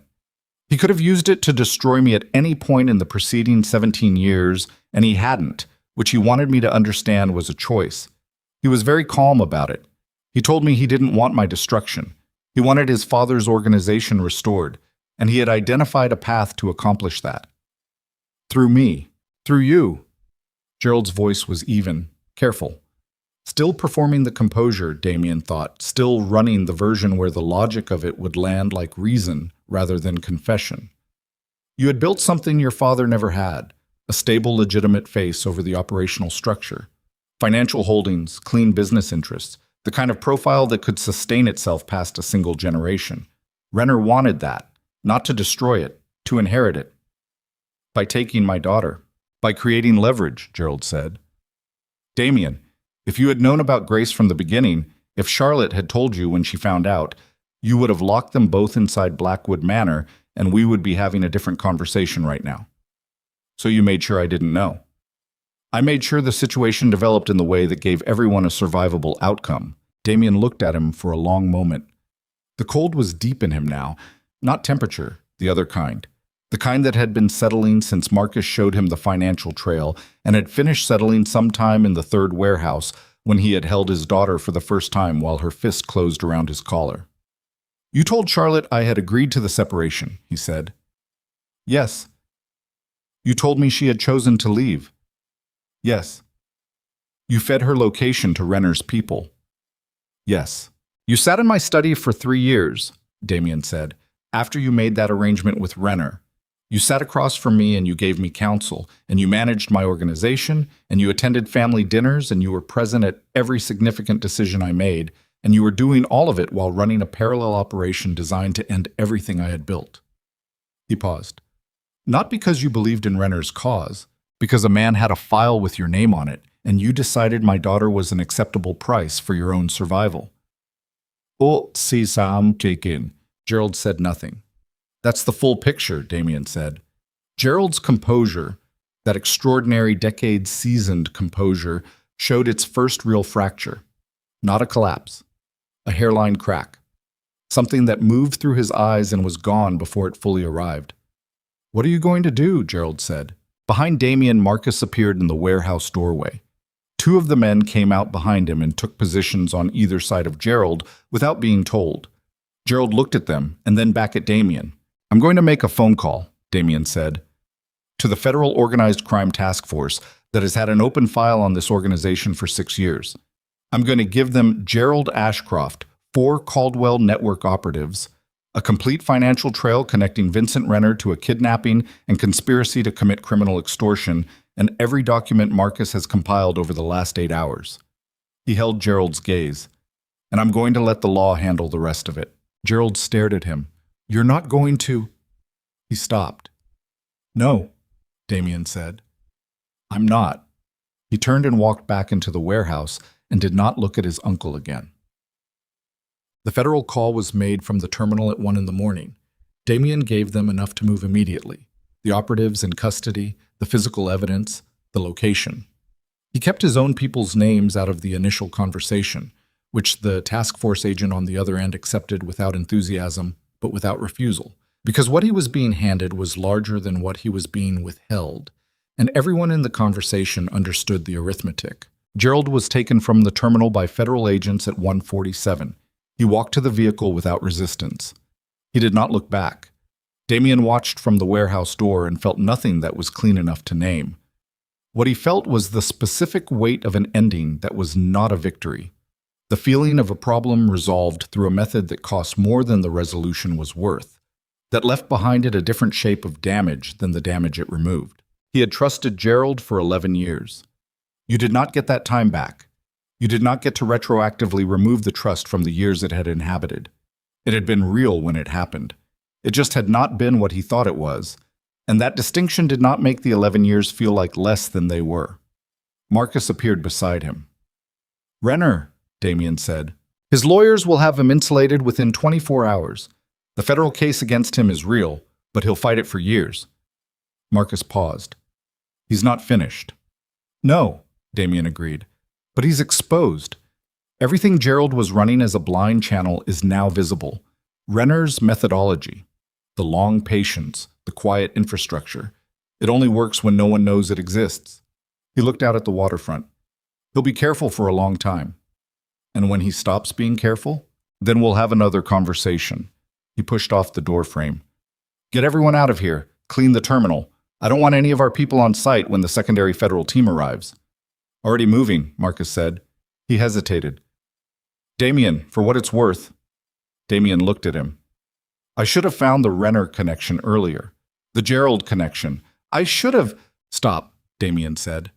Not harshly. Gerald was good at this. He'd been doing it longer than either of us knew. You found it when there was still time to act on it. That's enough. Marcus nodded once and went. Damien stood alone for a moment at the warehouse door and looked at the harbor. The rain had thinned to almost nothing. The water was black and moved with the slow, particular motion of deep water responding to distant weather. The cranes stood over everything, enormous and still, holding their positions in the dark like something patient waiting for a purpose. He thought about Grace's fist on his collar. He thought about Charlotte's face in the apartment doorway. One eye, dark and still, working through the calculation of whether to let him in. He picked up his phone and called Cole. How is she? He said. Cole understood who he meant. Asleep, both of them. Charlotte fed the baby about an hour ago, and they're both out. Good, Damien said. Stay there. I'll be 2 hours. He walked out of the terminal into the thinning rain and got in the last vehicle and sat in the back and said nothing for the entirety of the drive. The second location was a house in Brookline that Marcus kept under a corporate name connected to nothing visible. It was a real house, not a safe house in the operational sense. Someone had furnished it for actual habitation with ordinary domestic details that the Beacon Hill property had lacked. Cole met him at the door and said nothing useful and went to sit in the kitchen, which was Cole's way of making himself available without being present. Damien went to the back bedroom. The door was ajar. He pushed it open slowly enough that the hinge did not make noise. Charlotte was on the bed on top of the covers, still in the clothes from the warehouse. She had fallen asleep with Grace on her chest. The baby curled there with the absolute boneless trust of an infant who has been restored to the one environment she considers unambiguously safe. Grace's breathing was the deep, even breathing of a child in full, genuine sleep. Charlotte's arm was curved around her, even in sleep maintaining the hold, the body doing what the conscious mind had been doing all night. Keeping Grace contained, keeping her present, not letting the night's events leave any gap through which something else could come. Damien stood in the doorway for a long time. He had a daughter. He had known this in the abstract since he read the note in Charlotte's empty room in Blackwood Manor. He had known it operationally through the hours since, known it as a fact that was altering the shape of every decision he was making, a factor in the calculation, a thing to be protected and retrieved.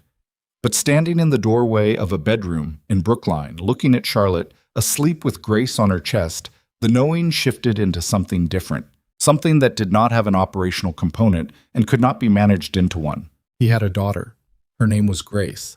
She had his jaw and Charlotte's eyes, and she had grabbed his collar and held on, and he had not known until that moment what it was possible to feel in the duration of a single second. He pulled the door almost closed and went to the living room and sat down.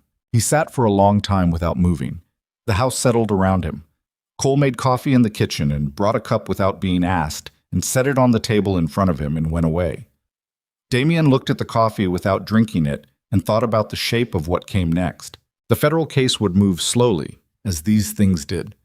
Renner would fight it with resources Damien could not fully anticipate. Gerald was gone.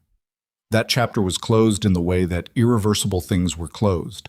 Not cleanly, not without damage to the surrounding structure, but closed.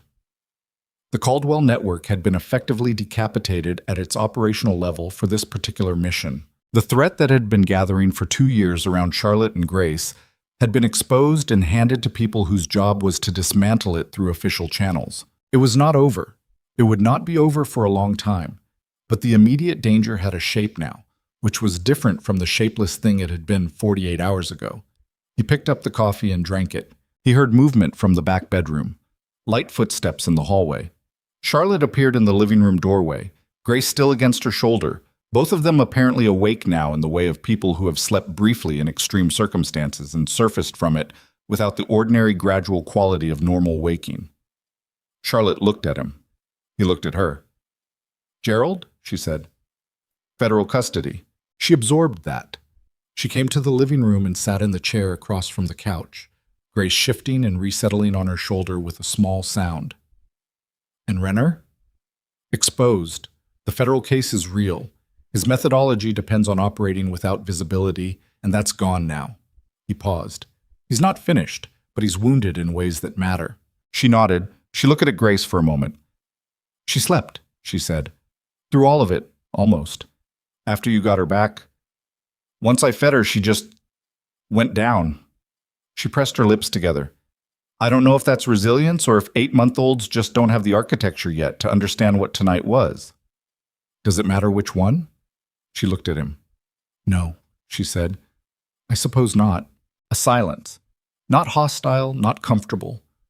The particular silence of two people who have spent the last several hours in shared extremity and are now in the first moment that does not require immediate action, and are discovering that the first moment without required action is its own kind of difficult.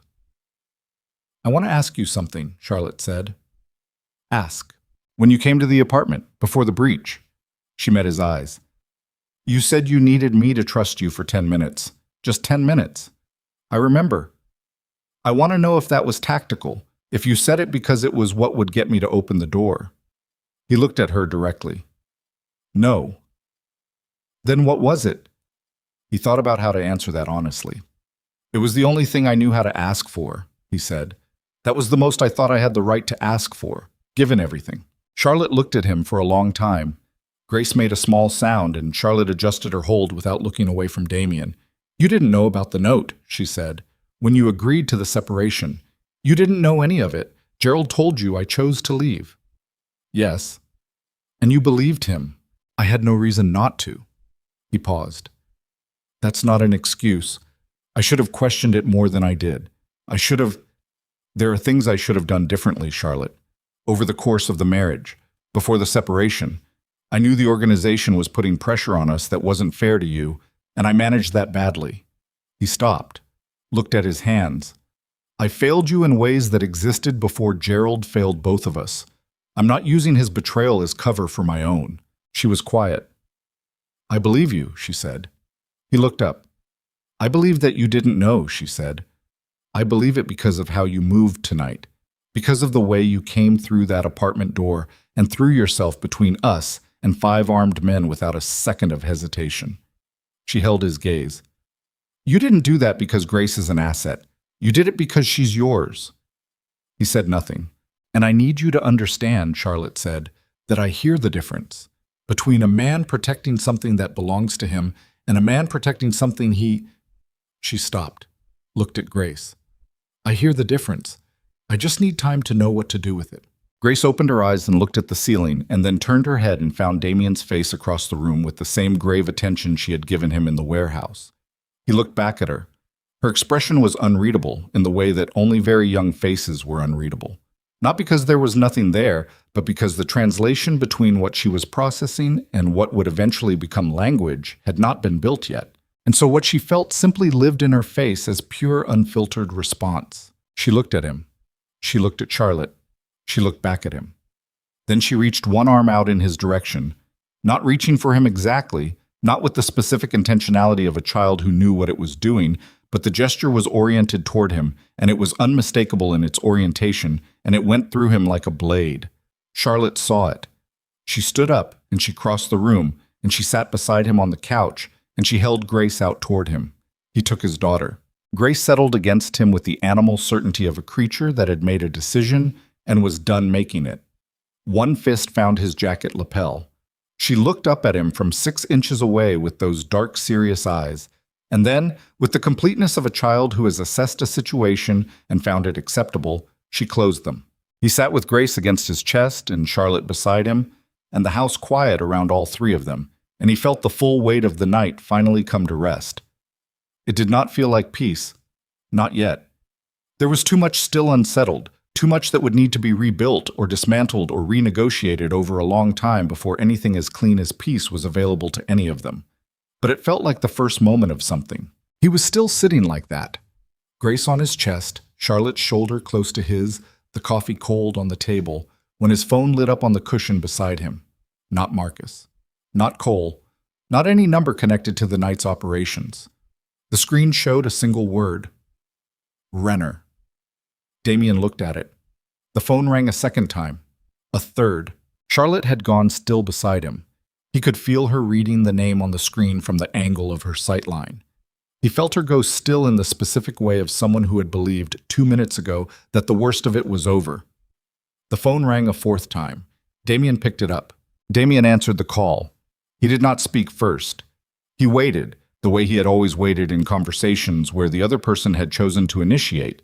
Let them set the opening. Let them show what they came with before you show anything of your own. Vincent Renner's voice was older than he had expected. Rougher. The voice of a man who had smoked for decades and stopped too late to fully undo the damage. It had a quality of weight to it. Not authority exactly, but density.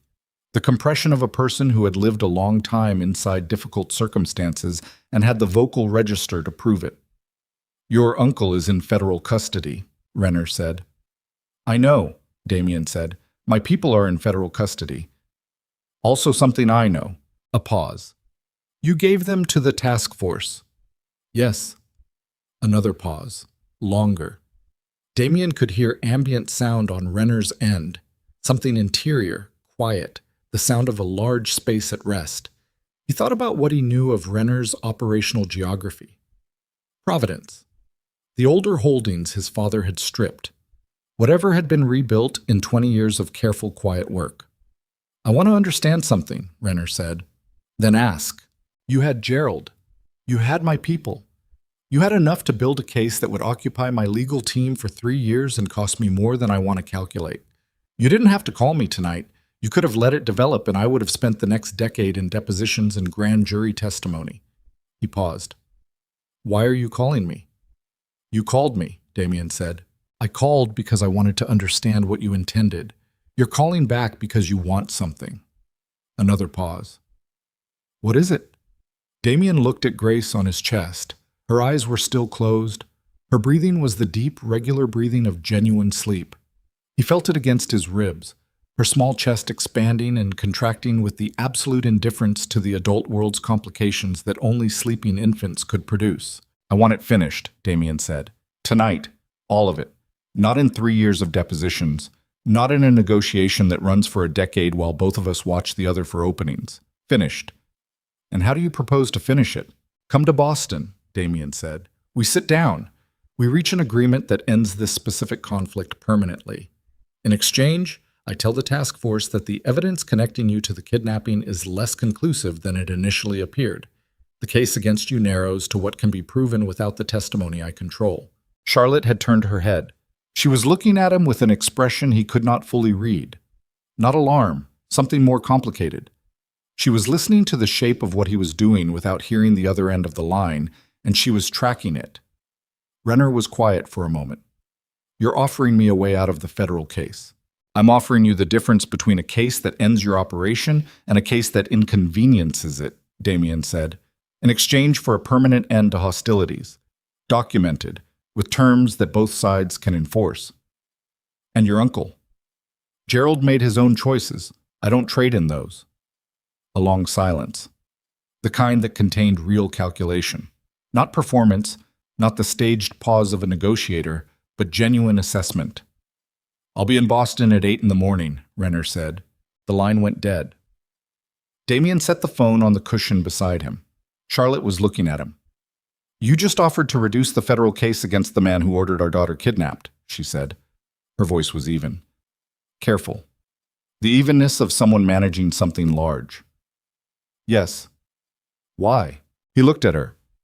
Because the federal case, even at full strength, takes 3 years minimum. Renner's lawyers are good. He has resources. At the end of 3 years, he gets a sentence that his money manages into something he survives.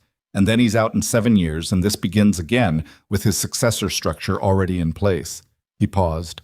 Or I sit across from him in the morning and we end the specific conflict that put Grace in that warehouse. Not all conflict. Not the world. This one. Charlotte looked at him for a long time. That's practical, she said. Yes. It's not just. No, he said. It's not. She looked at Grace. She looked back at him. And that's acceptable to you. It's the version that keeps her safest for the longest time, he said. Just and safe are not always the same thing. I would prefer just. I'm choosing safe. The room was quiet. The house settled. Cole moved somewhere in the kitchen. The sound of a cup being set down. The particular domestic quiet of a space inhabited by people at the end of a long, difficult thing. Charlotte reached out and put her hand over Grace's back, over Damien's arm, not pulling the baby toward her, just placing her hand there. The three of them in that arrangement for a moment. Then she took her hand back and stood up. I'm going to sleep, she said, for whatever is left of tonight. She stopped at the hallway entrance and turned back. Damien. He looked at her. For what it's worth, she said, I believe you about all of it. Gerald, the separation, what you didn't know. She held his gaze. That's not forgiveness. That's just, I believe you. He nodded. She went down the hallway. He sat with Grace until the first pale quality of early morning began to show at the edges of the windows. And then he transferred her to the portable crib Cole had set up in the second bedroom, with the particular deliberate care of a person performing an action for the first time that he understood he would spend years learning to do well. And he stood over the crib for a moment and looked at her sleeping. Then he went and sat at the kitchen table and drank cold coffee and waited for 8 o'clock. Vincent Renner arrived in a black car with two men he left outside. He was smaller than Damien had constructed him in his mind, the way significant adversaries often were in person, their dimensions reduced from what imagination had assembled over years of treating them as an abstraction. He was in his mid-60s, compact, with close-cut white hair, and the economy of movement of a man who had spent his life conserving energy for the things that required it. He dressed like a retired businessman. Good jacket, no ornamentation. He sat down across from Damien at the kitchen table of the Brookline house and looked at him with eyes that were pale gray and entirely alert. Marcus stood at the kitchen entrance. Cole was in the next room. Renner looked around the kitchen once and then fixed his attention on Damien. Your daughter, he said. Is she unharmed? Yes. Good. He said it simply, without elaboration, and Damien read it as what it appeared to be. Not sentiment, but the statement of a man who had authorized an operation and needed to know its specific parameters. You authorized the kidnapping, Damien said. I authorized the extraction, Renner said. The intent was leverage, not harm. A distinction that would mean very little to her mother. I know. He said this too without elaboration. He looked at the table for a moment. Your father killed my son. I know that too, Damien said. I found out last night. Renner looked at him. Something moved through his gray eyes. Not surprise exactly. The assessment of a man recalibrating how much the person across from him actually knows. Gerald told you. Gerald told me the outline. Marcus found the documentation. Damien met his gaze. Daniel Renner, 19 years old, Providence, 2003. Marked acceptable collateral in a cleanup operation signed by my father and countersigned by Gerald. Renner was quiet. I'm not my father, Damien said. I know that, Renner said. I've spent 6 years watching you operate. You make different choices than he did in a number of meaningful areas. He paused. That made this harder, not easier. It would have been simpler if you were more like him. Because then the moral calculation was cleaner. Because then I didn't have to consider that I was doing to your daughter approximately what your father did to my son.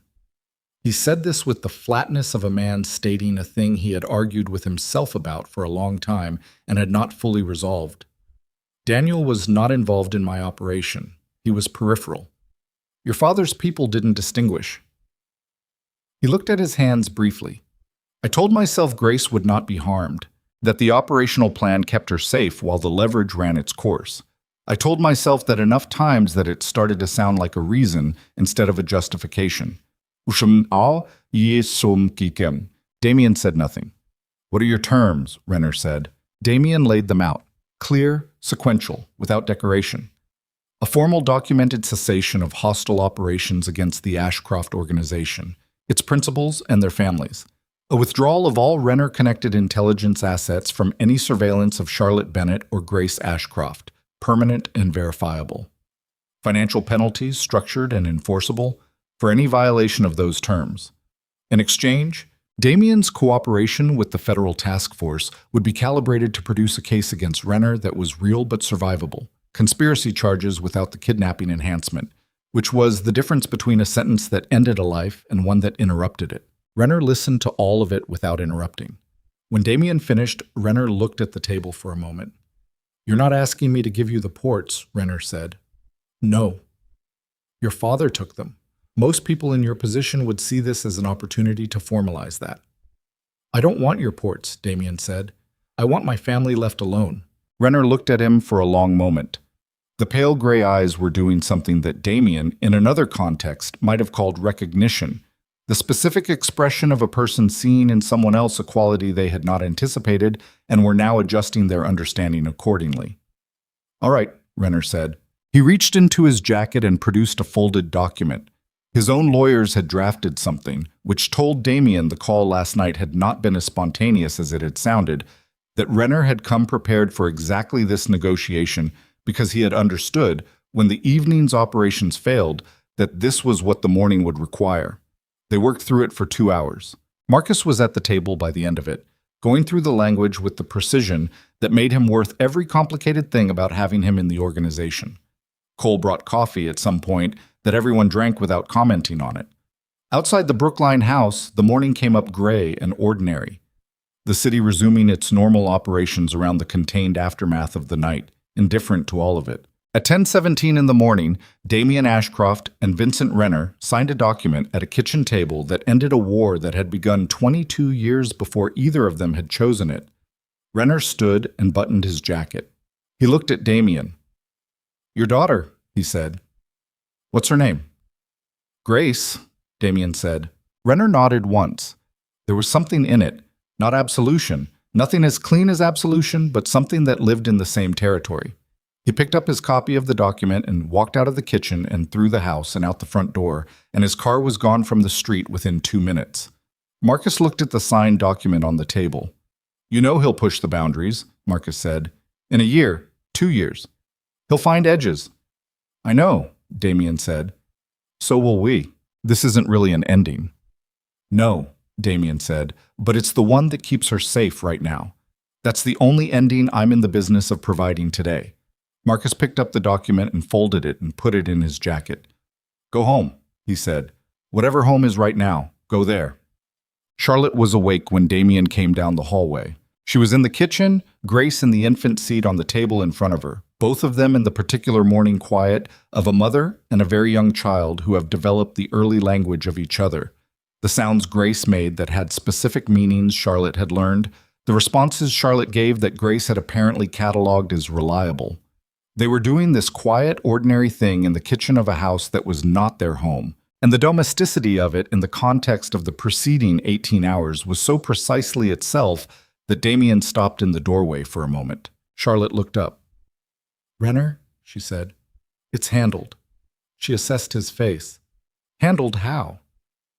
"Documented agreement, permanent cessation of operations against us, verifiable terms with financial consequences for violation." He came to the table and sat down across from her. "He's not finished as an organization. The federal case will run its course and cost him significantly. But the specific threat, the one that put Grace in that warehouse, it's over." Charlotte looked at him steadily. "You believe that?" "I believe it's the best available version," he said. "And I believe that Renner is a man who understands the value of an agreement he can enforce. The terms work for him too. That's the only kind of agreement that holds." She looked at Grace for a moment. Grace was examining her own fingers with the complete absorption of a person encountering them for the first time, which, given the developmental moment she was at, she essentially was. Charlotte watched her daughter do this with an expression that contained, Damien thought, approximately everything she had felt in the last 24 hours compressed into something that had come out the other side of expression into a simpler state. "I want to go back to Boston," Charlotte said. He looked at her. "Not the apartment on Clement Street," she said. "Somewhere else. Somewhere that's mine. That Grace and I chose." She met his eyes. "I'm not coming back to Blackwood Manor right now, Damien. I want you to understand that. Not because I don't believe you and not because last night didn't matter, but because I need to be in a place that I built, at least for a while. I need to know I can do that." He held her gaze. All right. I'll need help finding a place. A real place, not a safe house. Somewhere with a proper lease and a neighborhood, she paused. And I'll need to know that the people you have watching the building are people I'm aware of and can reach directly, not invisible surveillance. I want to know who they are. Done, he said. And I want to see you, she said, regularly. I want Grace to know you. That's... She stopped, pressed her lips together briefly. That's not a concession. That's what I want. I want her to know you. He looked at his daughter, who had moved on from her fingers and was now looking at him with the same grave attention she had given him in the warehouse. He looked at those eyes, Charlotte's eyes, as he was now understanding, despite his initial reading of them. Charlotte's eyes in his daughter's face, looking at him from across a kitchen table in the early morning of a day that had come out the other side of the worst night any of them had had. Yes, he said. And you, she said, what are you going to do? He had been thinking about this. Not last night. There had been no space for it last night. But in the 2 hours of the negotiation with Renner, in the margins of the legal language, his mind had been working on a parallel question that had nothing to do with Renner or Gerald or the federal task force. The organization needs to change, he said. It's been changing for years, but slowly. The legitimate holdings are strong enough now that the operational side is more liability than asset. I've been aware of that and moving toward it and not moving fast enough. He paused. Gerald's betrayal and Renner's operation both worked the way they worked because the criminal architecture gave them leverage they couldn't have gotten otherwise. Remove the architecture and the leverage goes with it. Charlotte looked at him. You're talking about dismantling it. Not overnight, not completely, and not without managing what happens to the people inside it who've been loyal, but systematically, over time. He met her eyes. Yes. Why? She said. After everything it cost you to build it. He looked at Grace. Because she's going to be old enough to understand what her father does in approximately 5 years, he said. And I want to be able to answer that question honestly when she asks it. Charlotte was quiet for a moment. She looked at him with an expression that was not the expression from the apartment doorway, not the calculated assessment of a woman deciding whether to open a door. It was something else. Something that did not yet have a full shape, but was beginning to develop one. That's going to take longer than 5 years, she said. I know. And it's going to be complicated. Everything about this is complicated. She looked at Grace. She looked at him. Okay, she said. Quietly. Simply. Not a declaration, not a resolution. Just okay, which was where things actually were, which was the only honest place to start. Blackwood Manor in the weeks that followed felt different, not transformed. Nothing about the building itself had changed. The dark stone and the iron-framed windows and the sea below the cliffs going about its perpetual indifferent business. But the quality of the silence in it had changed. The silence that had inhabited the place after Charlotte left. That particular empty house silence that had nothing to do with whether people were present and everything to do with whether the space was inhabited in the way that mattered, that silence had broken. Charlotte came on a Saturday in October with Grace in a carry seat and a bag that was larger than a weekend bag, but smaller than a moving bag. And she walked into Blackwood Manor for the first time since she had walked out of it, and she stood in the front hall for a moment and looked at the staircase. Damien had been waiting in the study. He had not come to the door because coming to the door felt like pressure, and pressure was the one thing he had decided he was not going to apply. She found him. She stood in the study doorway with Grace on her hip and looked at him at his desk and said, "Show me the garden." He took them to the garden. It was the east garden, the walled one with the old stone paths and the boxwood that had been there since before his father's time, and the iron bench set in the corner where the south wall caught the afternoon light, even in October. The light was low and thin and gold, the particular quality of autumn coastal light that made everything look like something slightly older than itself.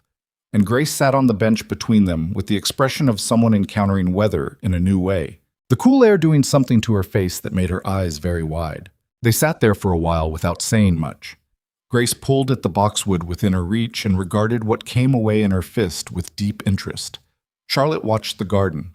Damien watched both of them. After a while, Charlotte said, "It's different than I remembered." "The garden." "The whole place." She looked at the walls. I spent 4 years here, and I was always aware of what it meant, the weight of it, what it represented. She paused. It's still there, but it's quieter somehow. I've been taking things apart, he said, the parts that made the most noise. She looked at him. 3 operations transferred to legitimate management structures in the last month, he said. 2 of the port arrangements closed. The Caldwell Network's remaining infrastructure in this region has been handed to the task force in a way that doesn't require my direct testimony. He paused. It's slow, but it's real. Charlotte was quiet for a moment. Marcus? Marcus is still here. He's adapting, which is Marcus's particular genius. He has been exactly what each version of this organization needed at each stage, and this stage is no different. He paused. He asked about you. Tell him I said hello.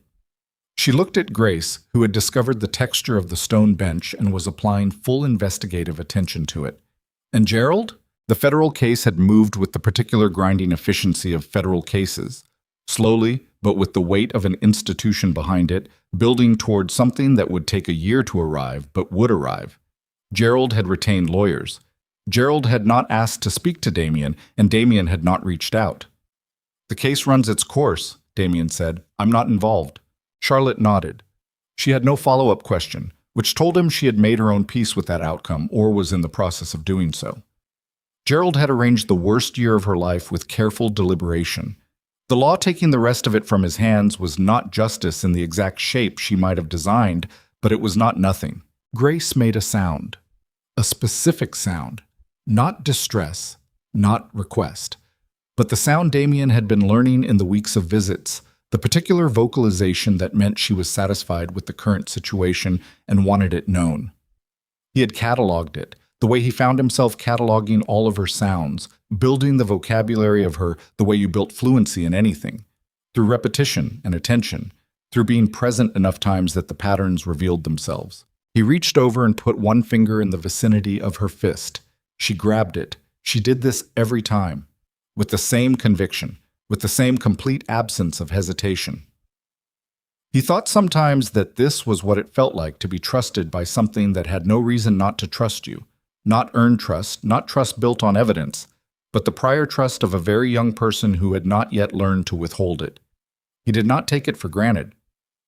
Charlotte was watching him. She does that with you, she said, every time. Yes, she knows you. She's learning me, he said. There's a difference. Charlotte looked at him with the expression that had been developing in the weeks since Boston. The one that was not forgiveness and not its absence, but something that lived in the complicated territory between them, the territory of 2 people who had been damaged by the same thing from different angles and were doing the slow work of understanding whether what remained between them was enough to build on. She reached into her jacket pocket and held something out toward him. He looked at it. It was the note, the one she had left in her room in the manor. The handwriting he had read 100 times in his mind since the night he found it. One day our daughter will ask why her father chose someone else. The paper had been folded and unfolded enough times that the creases were soft, nearly worn through at the intersections. I kept it, she said. I don't know why. I took it back the night we left Boston from the bag the safe house staff packed. I've been carrying it. He took it. He looked at it for a moment. Can I keep it? He said. She looked at him. Yes. He folded it and put it in his jacket pocket, next to where the bracelet had been. The bracelet was in the manor. He had put it on Grace's dresser in the room he had set up for her in the East Wing, the room that got the morning light. He had put it there because it seemed like something that should be in her room rather than his pocket. Something that belonged to her history, which was also his history, which was also Charlotte's history. All 3 of them connected by an object that weighed almost nothing and had traveled further than any of them had intended. The afternoon light moved on the garden wall.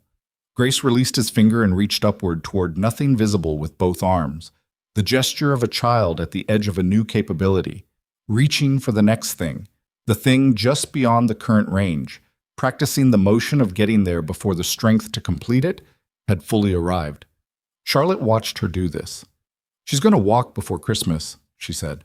I can tell. She has your stubbornness. She has your determination, Damien said. Those are different things. Charlotte almost smiled. Not quite. The almost was enough. The sea below the cliffs made its continuous sound. The boxwood moved slightly in the salt wind off the water.